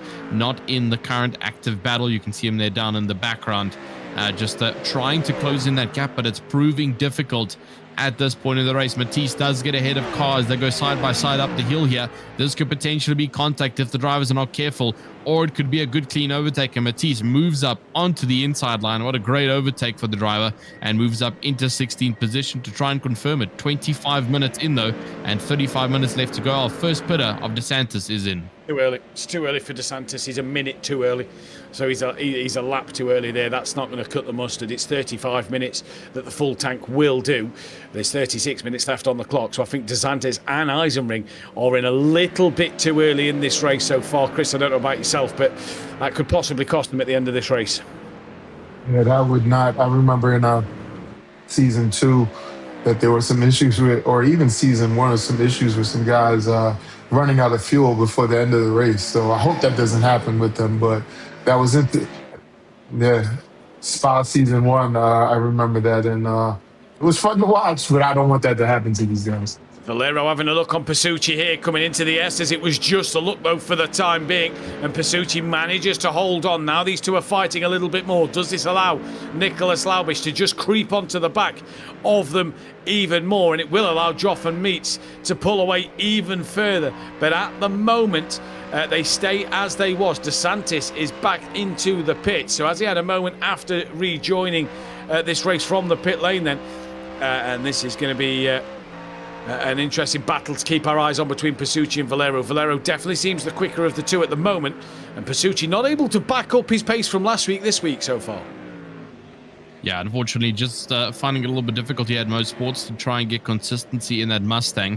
And it's proving difficult in terms of defense, because Gael Valero, the French driver behind, seems to really be finding the comfort spots in this Mustang. Obviously, setting some rapid lap times, but not only that, right on the backside of Pasucci here to potentially try and overtake for the lead of this race. And then obviously Joff is about 4.5 seconds up the road. So that's going to be a long fight there for Valero if he does want to try and get back up towards where the top runners are. Otherwise, he will have to settle for a 4th position, depending on how this battle goes, though, with Pasucci. They go again into the first corner, and around they go. Not the first corner, apologies. One of the final corners going through S's and up to Whites. And still Pasucci leads from Valero as we approach the half-an-hour mark. These two drivers going at it head-to-head. It is the pink versus the black Mustang, and it looks like Pasucci is going to hold off. Neshov is into the pit lane, though. Looks like his teammate has stayed out for the time being, and so that's a slight change in the grid standings. Yeah, just seeing DeSantis in the chat has retired from the race. He's crashed on the cold tyres, I've read in the virtual grandstand. So this is him after his pit stop, comes into turn number 4. Tyres just not up to temperature, straight on into the wall. Not a hard hit, but enough for the bumper to come off, and he decided to call it today and park it there. But the pit stop's now starting to happen. I saw Carl was in the pits last lap. We've got Dianarine in now, and Neshev into the pits as well. So now would be the time to make that pit stop in this... Oh, God's sake, he's at it again. Jim Cunningham with the jokes once again, saying that I wonder if he has to change his syrup instead of fuel in that car when he's in the pit lane. Well, he's dropped down now, and hopefully that's a fresh, fluffy set of pancakes on them on them rims as he rolls out of the pit lane and back into the race in 20th position. But Toff leads from Metz from Joff. Joff sitting and waiting just lovely as Deanerine's just going to get lapped by a few of the cars here. That's Pasucci coming around to put a lap on him. It will work itself back out and balance itself out when the leaders do come into the pits, but we're seeing some early pit runners here. Yeah, very early pit runners indeed, and quite frankly, like we were saying, a little bit too early for our likings in this 1 hour race, and putting too early could be quite catastrophic to the end zone of this race if you just are not able to hold enough fuel, or possibly just wearing the tires down to a point that's no longer acceptable. This is with Elon Johnson. He's on the backside here of Kevin Rold, who currently holds 10th position. So this is a gateway into 10th here for Elon Johnson. He's going to work quite hard for it in the next coming couple of corners. The Race Forge Esports driver doing everything he can in the Mustang to try and get up ahead of Johnson, but there's also great defense coming from Johnson in his Mustang. As you can see, every single corner Johnson is playing a super defensive car, braking hard and then immediately flicking to try and completely dissipate any kind of gap that may be present for Johnson. So great moves as well coming there from that driver up in front of Rold, and let's hope he can keep the streak running up with Johnson trailing behind. Listen, these could be some genius strategies with pitting, or that we just don't realize that, or they could, like you said, it could be detrimental towards the end of the race. I think it's real interesting watching somebody like Mayor Deanarine, who was a Pro-Am champ last year, and now he's in with this level of competition, watching him fight through it. And he also races in real life as well. So it's just awesome just to see the different talent levels, different tracks, just different disciplines. It's really awesome. Yeah, indeed it is, as Marley Joff's within 0.3 of a second now of that of Meats. This is the Elon Johnson fight, though, down in on Kevin Rold. Is this Marley Joff's chance? Onto the back straight he goes, tucked into the slipstream of Meats' Ford Mustang. So matched for power here down this back straight, but it's who dares brake latest coming in towards the Essex. Joff was just trying to shove the nose up the inside and have a little bit of a look. He's going to look round the outside. It'll give him the inside for the next part. Look at that. Really does well under the braking. It'll be the outside for the final corner. Will we see the up and under from Marley Joff? Thinks about it. Doesn't get the run he necessarily wanted because Meats covers him off immediately, nearly into the boot lid of that of Meats. Was Marley Joff there, and somehow they get through turn one unscathed. Yeah, very close coming from the second place runners, Meats and Joff.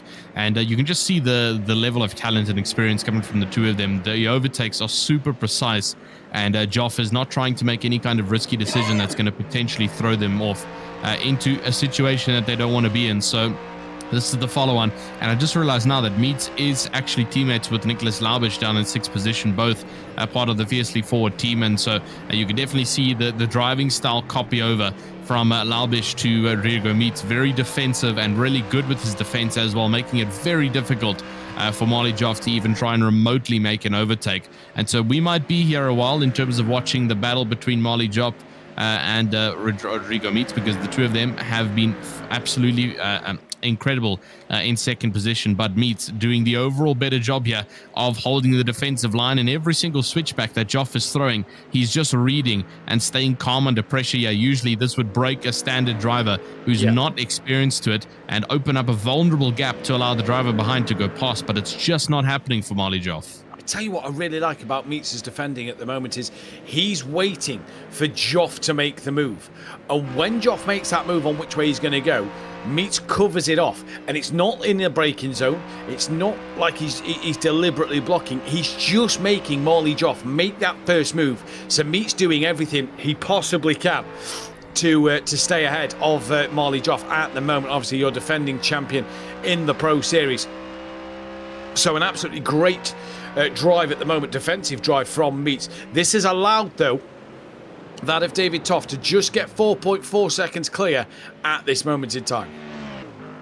Yeah, this is looking really good for the overall race here of David Toff, and he's probably looking back on the fight with Meats and Joff and really happy with regards to how it's going, because Joff is not able to get ahead.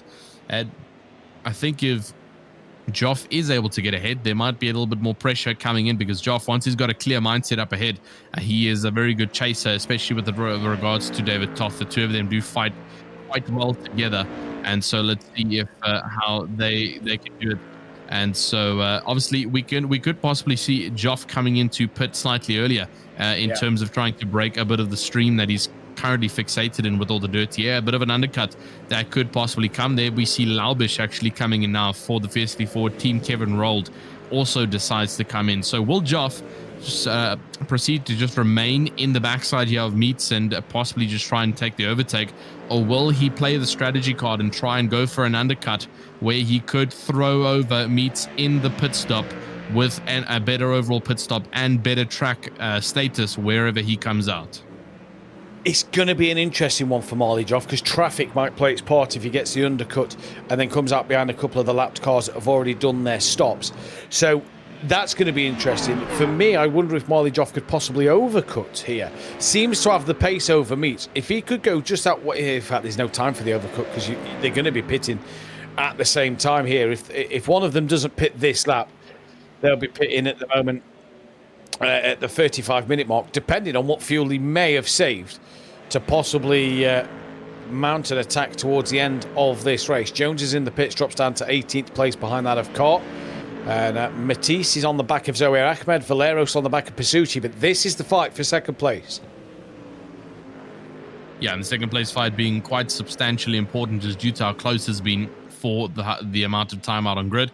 Unfortunately, a couple of our drivers have started to distance themselves, but here's a driver who hasn't, and it's Rosalini Matisse, who's made quite a bit of a comeback from his drop down that we saw earlier on in this race, now putting pressure on Zohair Ahmed in 11th position, and into the pit lane he will come. So never mind, he throws that fight right out of the window and will try for another fight when he comes out. But currently there's actually only one clear fight that's currently going out on circuit, and it's Joff versus Meats. The rest of our drivers, unfortunately, over a second between each other, with one driver of Ivanov currently being about 8/10 behind Boyshev, trying to chase down on him. And so that's currently what's happening out on circuit in terms of your cars that are revolving around track. There we now see Valero actually on the backside of Pascucci, so another potential overtake that could come in here with Valero putting pressure. Now it's the French driver versus the Argentinian. Almost looks like a World Cup situation with the two Mustangs as they head into the next couple of corners, and Gael Valero just not able to get ahead here. Great defensive maneuver is coming as well from Pascucci to keep that pink Mustang up ahead. And they both come into the pits, and you mentioned they're about a World Cup situation. It won't be the World Cup this year because France was eliminated tonight. So Marley Joff and Meats both go an extra lap, so have both gone over the 35-minute mark here. So clearly, so has Meats also possibly been saving a little bit of fuel, and this might explain why Joff is so close to him, just given that the fact that Meats might not be pushing 100%. Toth is going to try and do the undercut on them. Grabowski as well, going that extra lap longer, so going a bit longer than the 35 minutes. And with it being such a fast circuit here, and you're not really on and off the throttle too much around this circuit, using using the fuel too much, I'm just wondering if Meats and Joff could possibly push this a little bit more.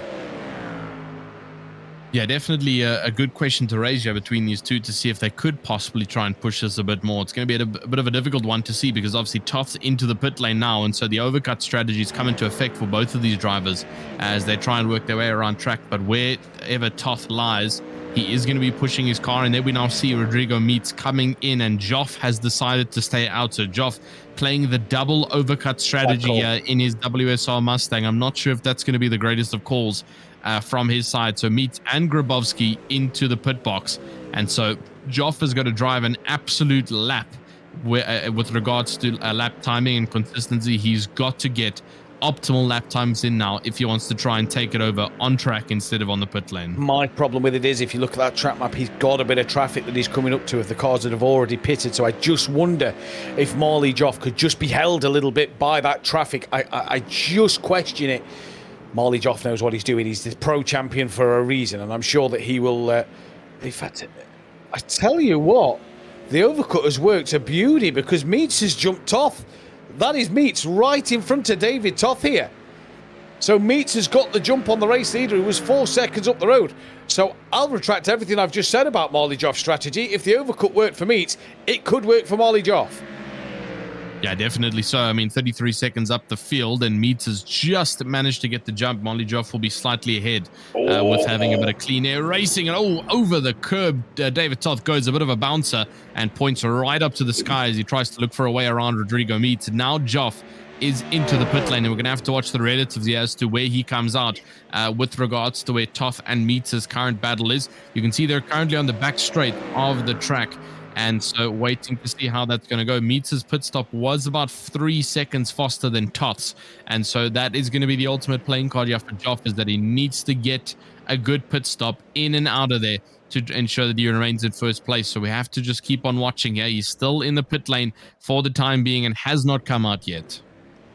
Hasn't come out yet, and here come the leaders now. So Marley Joff is, in fact, he is leaving the pits, and there he goes, look, into the lead of this race. Oh, wow. And that is because Marley Joff's pit stop was a second or 0.6 of a second quicker than that of Meets, as David Toth has just got past Meets. Meets gets him back there side by side in the background. Toth in the white, Meets in the yellow and black, and David Toth gets through now. And Chris, this is what we talk about with the strategy. It has worked out in the Britain of Marley Joff's favour.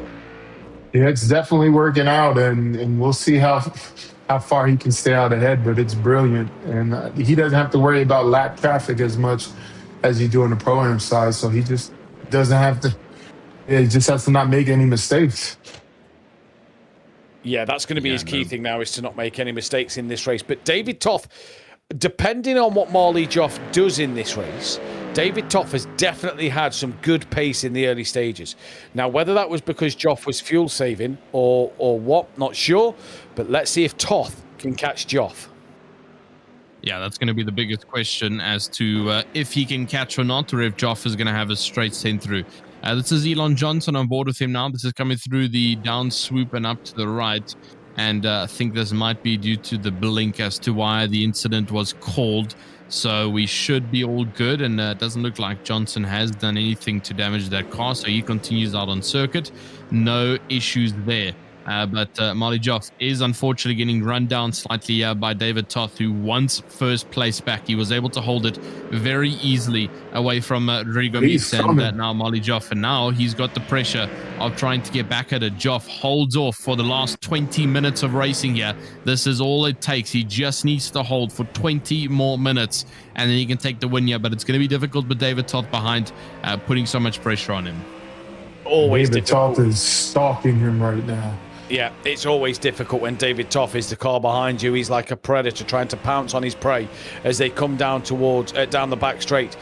Once more, Toth is looking left and right, peeks out to the left one more time. It'll be the outside line for the first part of the S's, heading inside line. Try to hold it. Little bit of contact between the two. Puts Toth offline a little bit for a moment. That brings Meets back into play in this race. Meets nearly into the back there of David Toth. It's 3 for the lead with 19.5 minutes to go. Yeah, 3 for the lead with, like we say, 20 minutes left to go. This is going to be quite intense, and lovely to see that the top 3 have indeed joined into a bit of a fighting battle here to be in a bit of a coalition for entertainment and for track points. And yeah, good call there from Chris in terms of the top 3 battle. Unfortunately for the rest of the circuit, it is kind of bouncing back and forth between a couple of drivers who keep on getting onto the rear, but then falling off, as currently Yoneshev currently behind Yoneshev currently behind Laubish by about 5/10, and Laubish behind Ivanov by about the same amount. But these top 4 very, very rough, and unfortunately for Meets, he did get a bit of an off track, and that's another thing our drivers have to start worrying out for, is those track limit penalties. They do not want to be handed that, or else that will completely ruin their race. Yeah. And you can see there the effect that Meets has dropped now a second behind these two, and David Toth is going to try and look to that outside line potentially once again down the back straight in towards the S as they come. He does have a look to the outside, has a bit more of a nose alongside that of Marley Joff now. It'll be the inside hander. Joff will have that inside line though for the final corner. Marley Joff will get that move back and takes back the lead of this race. Toth is still there, though, on the outside line as Marley Joff comes into turn 1, defending the inside as much as he can and stays ahead of David Toth for the time being. And Chris, this has brought Meets back into play as Toth has a look off the inside of Marley Joff for the moment, gets the momentum, gets the run, coming up to the right-hander, though. Marley Joff comes back at him once more. through the double right-hander. There you go. And Morley Joff somehow hanging on to this lead. This is some racing. Yeah, this is definitely some racing indeed, and some great opposition and defense coming from these top three. And Toth is back to where he wanted to be, right up ahead. But now the difference is that Joff does not have the holdback of Meats that he still had to get past. And now it's Meats' job to try and get past the likes of Joff, and that's going to get quite difficult here, especially due to Joff's defensive nature. But now Toth, if he gets the chance to run away, this could potentially be bad for the two behind. But here we see them already going too wide into the next corner sequence, so they do have to watch out here not to fight too much, or David Toth is going to run away with the easiest win here due to the drivers behind him fighting. So they do have to just be mindful as they now come through the final corner back onto the checkered flag line. It is again side by side between the two of them, but just not able to get ahead is obviously that driver behind of Rodrigo Meats, just not able to get ahead of Molly Joff. I mean, David Toth is almost at a full second interval right now. He's getting close, so you better watch out because he's pulling. He is indeed. He's had great pace today, David Toth, and Marley Joff as Boyshev gets a black flag drive-through penalty in this race. Johnson out of it, Jones out of it, DeSantis out of the race as well. So we've lost 3 of the drivers. We're down to 20 as Meats here. He's now got to be the aggressor in this fight with Marley Joff. These two just don't have the pace of David Toth in this one. I get the feeling that Toth's going to start to run away with this into the final 16 minutes. We approach, and Morley Joff now is trying to just hang on in there for everything he can. And that whole lap, bar one corner, I think Morley Joff was side by side, whether it was with Toth or Meats. He was side by side for pretty much the entire lap as Joff now just trying to block that inside line of Meats. What a fight this is going to be. This isn't over. Still 16 minutes to go. Yeah, these next 60 minutes are going to be quite crucial for all of our drivers. Obviously, Boychev getting that black flag penalty is not going to assist him at all in staying roughly in the top 10 spots. But these 3 over here, well, now turning into these 2, unfortunately, as Toth has completely ran away with it for the time being.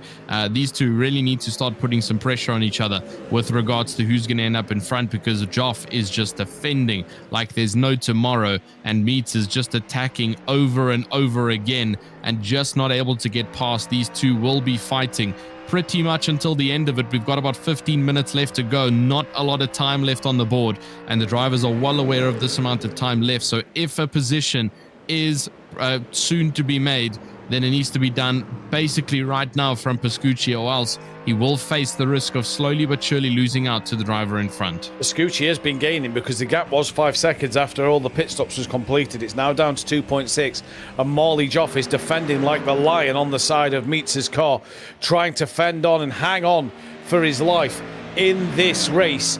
With 15 minutes to go on the clock, Meats going to have a look to the outside. No tucks back in behind the white, black and red Ford Mustang of Morley Joff. The World of Sim Racing team really is just trying to hang on in there. And it's almost roles reversed now, Tristan, from what we saw before the pit stops. Yeah, absolutely. Definitely a bit of a reverse role positioning that we saw. Obviously, Joff was doing all the hard work of trying to chase and overtake before pit stop strategies came into play, but now completely opposite, and Meats has been assigned that job. Unfortunately for the both of them, it's not working out either way of it being swapped around, because Toth is still up ahead in P1 and he's still running away the more and more that they fight, as Joff continues to go and try go defensive to keep the likes of Meats behind. Pascucci is also slowly but surely closing in on that gap. I just don't think it's going to be enough time for him to make a significant impact on this top 3 fight before the end of the race is called, as it is only about 14 minutes left to go now. Not a lot of time left on the board for these 2 over here to fight it out. Ivanov's also on the backside of Johnson, with Ahmad on the backside of Carr. So a couple of micro battles going on, but this right here is going to be your most important, as it is for the 2nd spot on the podium here in the pro class. Can Joff keep ahead, or is Meats going to make some kind of dive bomb that is unpredictable and unsavable? Yep, and you just kind of get the feeling that this race is about to unfold here, but for Morley Joff and Meats, you just get the feeling that there's going to be one of them moves happening in that last 10 or so minutes in this race. It kind of gives you that feeling at the moment to see what's happening. But let's see what Marley Joff can do in this race, if he can head down after Toth a little bit more. He has started to pull away from Meats just a little bit more this lap. So he's just started to open that gap up. And is this now Joff just now starting to be like, enough's enough, I've got to head after the race leader? Yeah, this is going to be the pinnacle moment here for Joff as to what he wants to do, because the more he defends, it's just going to lose out to Toth. And unfortunately for him, time is running out because they've only got about 12 minutes left to go of racing here. And in the grand scheme of things, that is absolutely nothing in this 1 hour race. So he really does need to make a move on here if he wants to try and keep ahead of the likes of Rodrigo Meats, or else he's going to fall into the trap like that one was previously placed out by Rodrigo Meats to not allow for Joff to get by. And so Joff really needs to use his playing cards now, because if that situation were to happen and he loses out to Rodrigo Meats, it means that he is going to be locked and obviously trying to fight it out behind. And it's just not going to be an easy battle behind Meats if he's able to get ahead with these pressurized 12 minutes left to go. But Joff so far is doing an incredible job of keeping the car up ahead, but it's only a matter of one mistake which can change the status. Even a mistake from Toth could change the entire status of the podium. It really could, and you have to say both Meats and Joff, great defending from the pair of them in this race. One at the first half, one in the second half of this race. And it's Marley Joff, the man who's on the back foot. Pasucci just isn't gaining. This is back down with Zohair Ahmed on the back of Carr then for 14th and 15th place. Carr within a second of Matisse, or just dipped over a second, as here comes that of Zohair Ahmed to have a look up the inside. It was just a little look though for the time being. This should be an interesting little fight towards the end of the race here now. 11 minutes left on the clock, and Zohair Ahmed once again having a look to try and make a move. Side by side, there you go. Just tries to tuck back in behind. Couldn't quite tuck him behind there with that of Carr, because otherwise he'd have probably tapped him and spun him into the wall. And Zohair Ahmed at the moment just sat patiently waiting for the time being. Yeah, the issue is that there's not much room left for patience with the time just slowly starting to dissipate here. So if that is his motive, to try and be patient with the overtake, unfortunately he needs to start putting the foot down a bit and use his elbows and try and fight that fight into the next position and obviously move up on that live timings board to 14th. But that's going to be a hard and difficult battle, because Tyler Carr also defending like Marley Joff is defending, keeping Meats at bay. And unfortunately, it is all that we can talk about right now on the live timings board, as most of our drivers have completely shifted their perspective from each other. We've got a couple of DNFs as well in this very small 20-car grid, which is now, well, excluding Boychev, is a 19-car active grid out on circuit, with Boychev currently in the pit lane, looks to be serving a black flag penalty. Or some kind of other pit stop. Yeah, he's been in there for a while, which is quite concerning. He's actually 3 laps down, and so that might actually be it for Boychev. So only 19 cars out on track for this last 9 minutes. And here comes Zohair Ahmed on the right-hand side. Under the Continental banner they go. No wet puddles at all to try and force them out wide, so you can definitely push your car like this and try and gain, but it is going to be difficult. Meats also down into 2/10 behind Joff. This is all to play for in these final moments, and we're going to have to just wait and see who is going to come out as the benefactor in both these situations. Chris, this race is just looking like it's going to link up to be one of them last moment dives to try and get that extra position, isn't it? Yeah, I mean, at the end of the day, shake and bake, right? You got to just go for it, and it's coming with less than 10 minutes. Somebody's going to have to desperate to make a move. That was definitely a Ricky Bobby quote. Yes, guys. Oh, jeez. I know. We're not first and last, so that's what we got for that. Yeah, that's it. If you're not first, you're last. Well, Zohair Ahmed doesn't want to be last. He wants to get past Tyler Carr in this race. There's a bit more blinking just there, but Zohair Ahmed trying his hardest to keep going. Number one Finn fan in the chat says, I digress. Yeah. I wish a friend of mine in the chat. Yeah. I told him about Saturday, and yeah. Brilliant. Oh dear. I don't know if Tristan got that on Saturday, but I had it plenty. It's a bit more blinking here from Zoe Ahmed. Looking round the outside of car. Russell Soto might be waiting in the wings as well. And the Golden Falcon of Zoe Ahmed moves up another place. Russell Soto definitely looking interested on the back of Tyler Carr now. As he comes down the back straight in the slipstream, Zoe Ahmed trying to just pull away now from Carr. This opens the door for Russell Soto a little bit. Look at how much he's gained on the back of the two in front of him. And Russell Soto goes to that outside line to give him the inside for the next corner. Must have braked a little earlier because Carr comes out that one just a little further in front. And they all slingshot their way through the final corner down towards the start line. Marley Joff's just put a little bit more daylight between himself and Meets. But this is the battle to watch at the moment. Zoe Ahmed, Carr, Soto, 3, 4, 14th place at the moment. In what is shaping up to be an absolutely extraordinary fight between all of them. Yeah, this is also great to see a bit of a fight coming on towards the backside. I mean, usually if there even is one fight happening in the pros, most of the time it's towards the top spots. And it is great to see that there's also battles going on towards the backside, as obviously we've got a battle for 9th, well, actually 8th right now, as well as a battle for the 14th position. So it's good to see that accompanied alongside the battle for 2nd position. And a couple of flashes and stuff coming in here, but it should be good for the drivers. I don't think it affects them. I think it's primarily just affecting us from the viewership point of view, so that's all right. The drivers should be pretty much unaffected. Gabriel Ivanov, though, has just been holding on this entire time, but behind Johnson and Kevin Rold. And these two, like Matthew mentioned, it is quite a bit of a push that they need to do. Kevin Rold currently outside of the top 10. One more position up will get him into the top 10. So it's something for him to work for, that he's really got to push himself, or else he will be stuck in this wake with not much to do. Only about 6 minutes left to go of racing. The two up at the top are still pretty much the same. And Meets not able to get ahead of Joff. Toth not able to run away like he used to. He's just merely sitting up in front of them, waiting for the race to be over. And what a tale of two races, right? We had the crazy wet race earlier on for the AMs. We've had the nice, quiet and calm race here for the pros in the dry weather.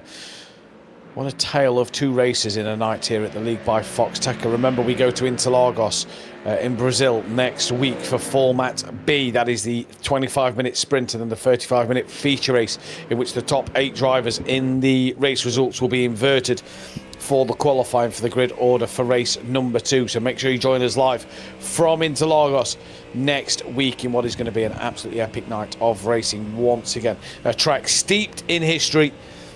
Obviously, we know what the great man Ayrton Senna himself did around that circuit. We've just had World Endurance Championship at Interlagos as well, so plenty of GT racing has happened recently at Interlagos. But what a time for the League by Foxxtecca to go roaring around the Sao Paulo circuit. This is Marley Joff. Meets is in a kind of a weird window for me at the moment. He just drops to within half a second, and then all of a sudden mounts another comeback on the rear of Marley Joff. Yeah, he keeps on fluctuating this time quite heavily between 2 to 5 tenths, and he brings it down. And then it just depends on the specific corner. Marley Joff just faster on specific exits than Meets is, and he's just not able to keep up. And we've only got 4.5 minutes left to go here.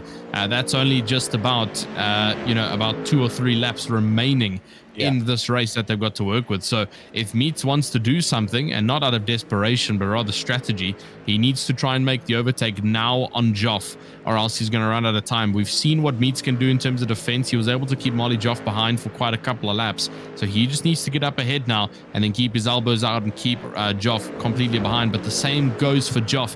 It's completely alternative for the two of them, and they both want what each of them have already had, which is to sit in second position. And so we'll have to wait and see how that's going to go. A couple of flashes coming in again with Kevin Rold and Elon Johnson currently holding 10th and 11th. They still trail behind Gabriel Ivanov for the battle for 9th.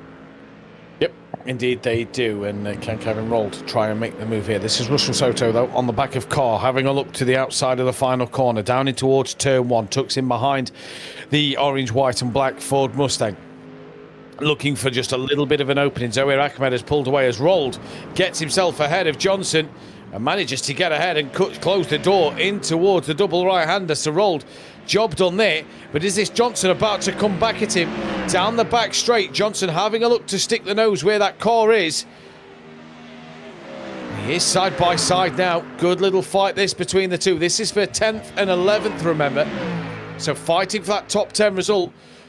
With 3 minutes left on the clock, Johnson gets the move back there on roll. So Johnson back ahead for the time being. Chris, this is all of a sudden just starting to get a little bit more lively.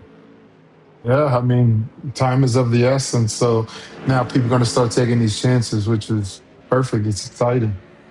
To the finish. Yeah, taking chances indeed. And that's all that we're going to be seeing now for the remaining, what is this now? 2.5 minutes left to go. We really are closing in now on the final amounts left to go. There's your leader currently, David Toth. He's out in the mid sector of the track on the long Andretti back straight. That will obviously bring him around to the S's into white and then across the checkered flag line. But we need to just watch that time. I think it's still going to be another lap after the one that he does now, as we're only approaching 58 minutes. So it's still a full 2 minutes to go.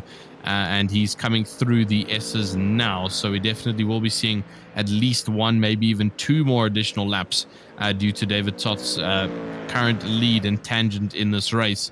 And there he comes across the checkered flag line now with about just on the dot 2 minutes left to go. So still another lap that will present after this. So 2 laps to go here in this race. Does that give enough time to meet to try and get past Joff, or is he going to sit dormant for the remainder of this race and unfortunately just accept it that he cannot get past the British driver? Yeah, and this is going to be interesting now, isn't it? The same for Kevin Rold on the back of Johnson, the same for Russell Soto on the back of Carr. We've got Maya Dianarine as well, gaining on the rear of Holzband down in 18th and 17th position. But yeah, good little fight happening here as Soto has got himself ahead of Carr for 15th and 16th. They're still side by side though. Carr still trying to stick the nose in and have a look. Soto will have the inside line at the final corner, and Russell Soto moves up yet another spot in this race. Carr trying to still come back at him though, but not right now. He can't in this race. Final minute left. David Toff will come around to start the final lap of the race in a few moments' time. In what has been, let's be fair, by the fact he's had to pass Meat and Joff in this race, it's been a pretty dominant race win for David Toff. Yeah, he really has had the consistency here tonight. And even after jumping up and down in the pit stop strategies, he's just had the overall raw pace to make the overtake happen again after race start and then just keep it exactly where he's wanted to for the last, I don't know how long. It's practically been the entire race. 1.5 seconds of a gap, though, as well. It's just not chaseable, unfortunately, for Molly Joff. 1.5 seconds, and this being the final lap to go. This is Eric Carlsband on the outside of Mayadeen Arena, and the two of them are going to be going side by side now into the next couple of corner sequences, but it looks like Dianarine is going to keep the lead of it, and there's not much he can do about it. But we are approaching the final 5 seconds. Where does David Toth lie? There he is now in the mid sector, and so this is officially the final lap of racing. The final lap for you to push your car to the absolute limits and make it to the end in this final 1 hour stint for round number 3 here at the Lead by Foxxtecca at the Canadian Motorsports Park circuit, which has been nothing but good racing for both of our divisions. But in terms of consistency, in terms of raw pace, there's only been one man to keep it up there, one man to bring it across whites and bring it onto the checkered flag line. Is David Toth for the Sesha Esports, who takes the win here for the pro race. What an incredible victory that is. Joff takes second and meets his third. Yeah, Pasucci in P4 from that of them. Valero is going to come across the line in P5. Grabowski P6, it looks like. But this battle still looming large. Kevin Rold on the back of Johnson in the S as they are. They've got 2 corners left to go. Kevin Rold looks to try and carry momentum through. Are we going to see a little dive up the inside? No, we're not. So it will be that of Laubish was 7th, Neshev 8th, Ivanov was 9th, Johnson P10 from Rold in 11th. Ty Dunnett looks like he's going to come across the line for P12. There is still the Soto and Carr fight raging on, as well as Dianarine and Holzband down the order as well. So still a couple of battles left out there. Ty Dunnett has crossed the line in P12. Matisse has crossed it in 13th place. Zohair Ahmed's just ahead of these two. Carr looked like he went for that little dive. Runs out a bit wide as he tried to carry as much momentum through. Zohair Ahmed was 14th. Russell Soto hangs on for 15th from Tyler Carr. Dianarine trying to fend off Holzband though as they come to the line now. Dianarine from Holzband, and Eisenring is going to round out the top 19 in this race. But Chris, 2 very different races, but 2 entertaining races nonetheless. Yeah, there's talent up and down this field, and sometimes with way more excitement in the pro-am race than the pro race. But you have to give it to the pros, like the consistency, the skill level, the strategy. You really get to see it out there and understand why some of these guys have such a high I rating because it's just really technical. We get the Golden Pigeons flying in formation here. I wonder if they're going to do the flying V. Indeed, they are. It looks like they are. Yeah, the flying V. I can't see. They do have a traitor, from though. an ice hockey film. That I can't remember what ice hockey film it's called now. Back when I was a bit kid. of a traitor. Mighty Ducks. The Mighty Ducks. That's the one. The flying V from the Mighty Ducks. That's the one. I think the Merc in the background got intimidated there by the flight squad. He was about to join and then decided to pull off from. Indeed, he did. The flock of pigeons come through here as we can get our final pro race results. Hopefully. There we go. David Toth, your race winner. Pretty comfortable for him today. Molly off his second place from Rodrigo Meets. Rounding out the podium. Pescucci was P4 from Valero. Grabowski P6 in the Ferrari. Laubish 7th. Neshev in 8th from Ivanov, Johnson, Rold, Dunnett, Matisse, Ahmed, Soto, Carr, Dienerine, Holzband. Eisering was 19th, the last of the finishers. Boyshev retired after the penalty. We also lost Jones, Johnson, and DeSantis. Yeah, so quite a stacked grid that we had for the AMs, a slightly reduced for the pro, but nonetheless they gave us a show and even a bit of a end of race showcase that we're getting at for all of our viewers who are still watching. So absolutely phenomenal work that we got to see here. But like we've already been speaking of, two completely different races, but nonetheless full-blown entertainment across the board. I believe we do have one driver who's in for interviews. I'm not too sure how many more we will get. But it is Andrew Herschel in the interview box. Matthew, would you like to take Andrew Herschel? So I'll let you take this one because we only had the one last week that I took. So I'll let you have this one this week, Tristan. So. Yeah, 100%. Looks like May is here as well. But Andrew Herschel, you are live on the League by Foxxtecca here at Apex Racing TV. I mean, what a great race that was, especially for you in the AMs. I mean, what a huge recovery, over 30 positions gained and into the podium spots. Yeah, that was definitely a very, very exciting race. I went into that with a lot of issues logging into the race, so qualifying went poorly. Did not expect to be fighting for a top 5, let alone a podium. And I mean, just talk us through your strategy for the race. Was it pretty much just dodging missiles all over the place with a bunch of water spraying in your face, or did you have some kind of aligned plan to try and get through the grid? So in the beginning where, especially since I had to start from the pits with all my logging in issues and I accidentally went out on the grid on dries, I actually jumped back into the pits. I didn't know that would force me to miss the start. So the very beginning, the first maybe 15 positions I made up was definitely dodging the cars, just trying to survive. Once I got to about P16 to 17-ish, that was when it's so hard to pass in the rain. That's when I started to really focus on not actually passing, but more forcing a mistake on another driver, making them make the mistake so I can get around them. Yeah, incredible little strategy that you used there because it definitely worked out for you grabbing that podium spot. I mean, next week we head to a really good track as well for GT3 racing and with the Format B of Interlagos. How do you feel with your current GT3 at Interlagos? So I'm very excited. I have actually never put a single lap down at Interlagos, Sao Paulo. So I'm very excited. It's one of my favorite Formula One races to watch, but should be very interesting to learn that track. And then the B format definitely gives a big change up. I think that can really make some of the drivers like Caden Parks-Miller, who ended up getting into an accident and getting pushed to the back, Davis, who ended up crashing. It can put them from a position where they get put into the back, can easily get back to the beginning or the front because of the grid being packed back together, a second restart, etc. Yeah, absolutely. So before we let you go, though, for the night, because obviously there's some good celebrations needed from your side in the podium box, is anybody you'd like to thank or mention? Of course, I'd like to start by thanking you guys, thanking Chris and all of Foxxtecca. I'd really like to give Paul Darling a big shout out today, one of my teammates who was actually, I call some of my teammates the American Bono from Lewis Hamilton's Bono.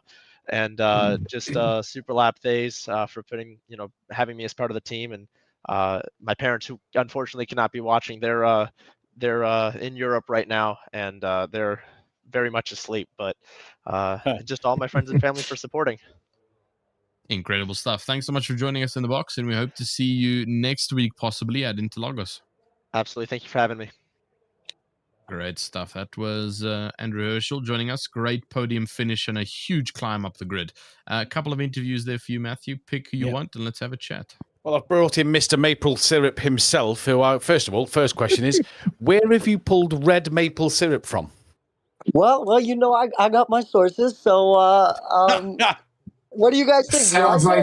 Sounds like serial killer talk. I have my sources. Well, it threw us off guard, that's for sure. First of all, welcome to the Pro Series. How are you finding the Pro Series at the moment? I'll be honest with you. I'm struggling a little bit. These guys are extremely good, and it's a big step from last year. I will say that. I've had some pretty rough luck, unfortunately. Round one, I was in the Mercedes, so I'm not trying to make excuses, but I was kind of a little bit slow in a straight line. I still managed to do okay for my first one. And then the second one, I had my best qualifying yet. I think it was 15th, and then unfortunately got taken out turn one. And then here in qualifying, I didn't get to load in, so I loaded 5 minutes late and ended up qualifying, I think, 20th. Made it up to, I think I was going for 11th in like the third lap. And then had a massive leg spike on my PC, so I ended up dropping back. But nonetheless, it's amazing. It's so fun. It's incredible. Yeah, it sounds like you've been in a bit of a sticky situation this season, if you'll pardon the pun. But we head to Interlagos next week. What do you think you can do around there? Well, I know we got 2 races, so my goal is to qualify decently well. Hopefully, I can qualify in like top 12 is my goal, because I'm kind of moving up about 3 spots each time. And if I can do that and make up 5 or 6 spots in the race, I think I'll do well. Like, honestly, this is a learning year for me, right? Like, these guys are incredible. Some of them have like 10,000, over 10,000 I rating, which is absolutely incredible. And they're insanely fast. So my goal this year is to kind of learn and try and develop to be as fast as those guys. And hopefully next year I can move on to be in that fight. But Interlagos is the next one, and I'm hoping to be, I think I can do top 10 there. Oh, brilliant. Great to hear. Finally, is there anybody you'd like to thank? Yeah, I'd like to thank my parents for allowing me to stay up this late. And yeah, my brother, I saw that last minute. He did an incredible race. I'm not sure exactly what happened. I know he won. I'm not sure the margin, but incredible job to him. Same thing with Nicholas LaRusso, who's the other Deal Racing driver. So who else do we got? We got Tech Sim Group, who is a sponsor of mine now. Thank you, Aces Computers, and you guys, of course, for putting on an amazing series. Oh, brilliant. Mayor, thank you for joining us in the commentary box. We'll see you next week at Interlagos. Yes, for sure. Thank you very much. Enjoy.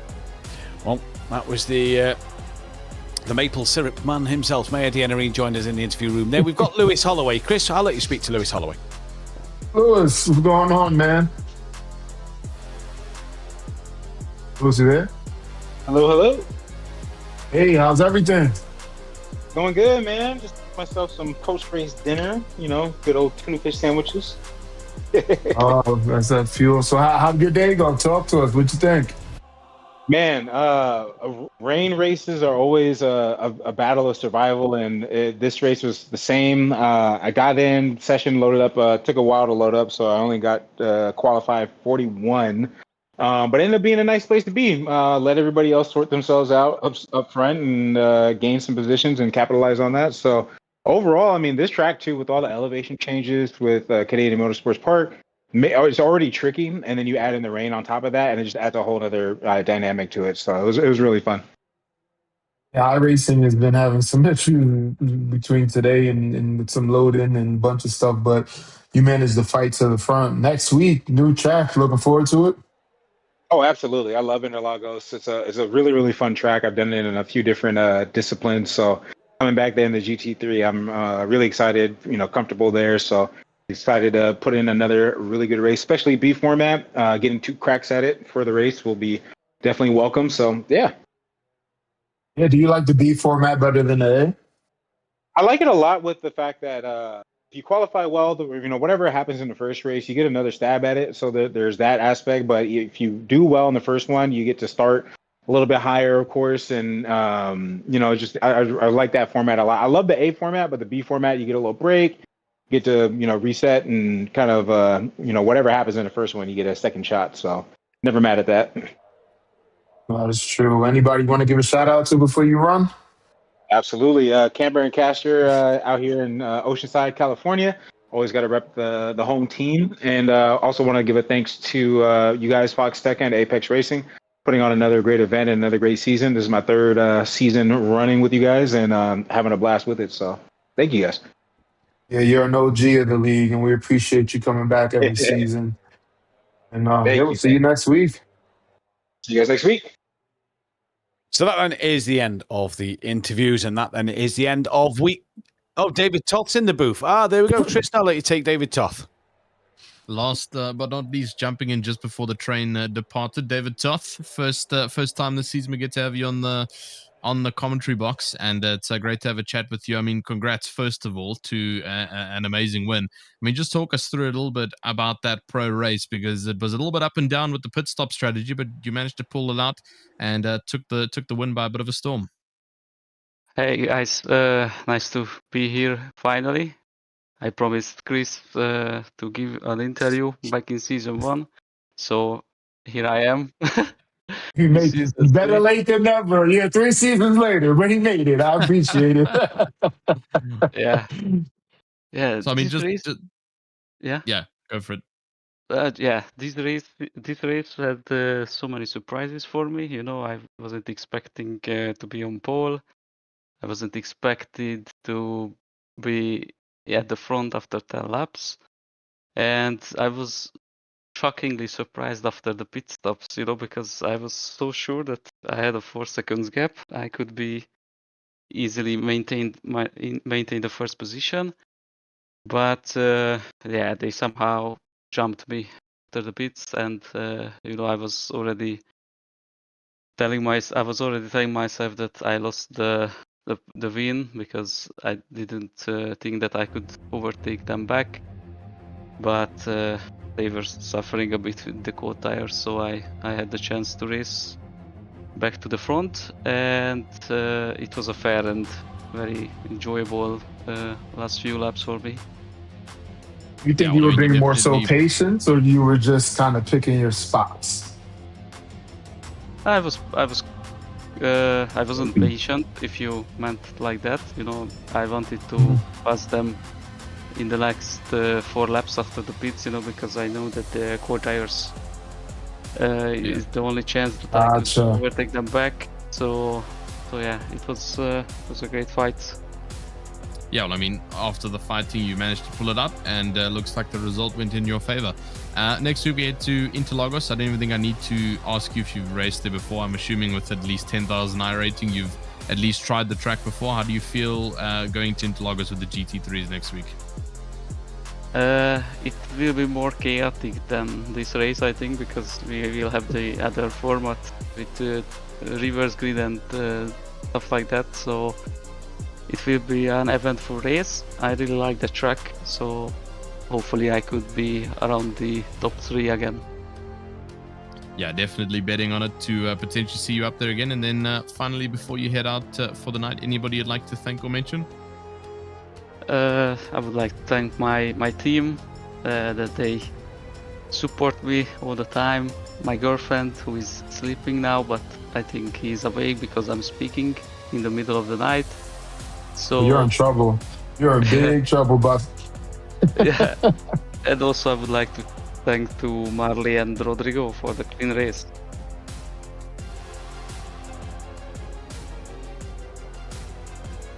Incredible stuff.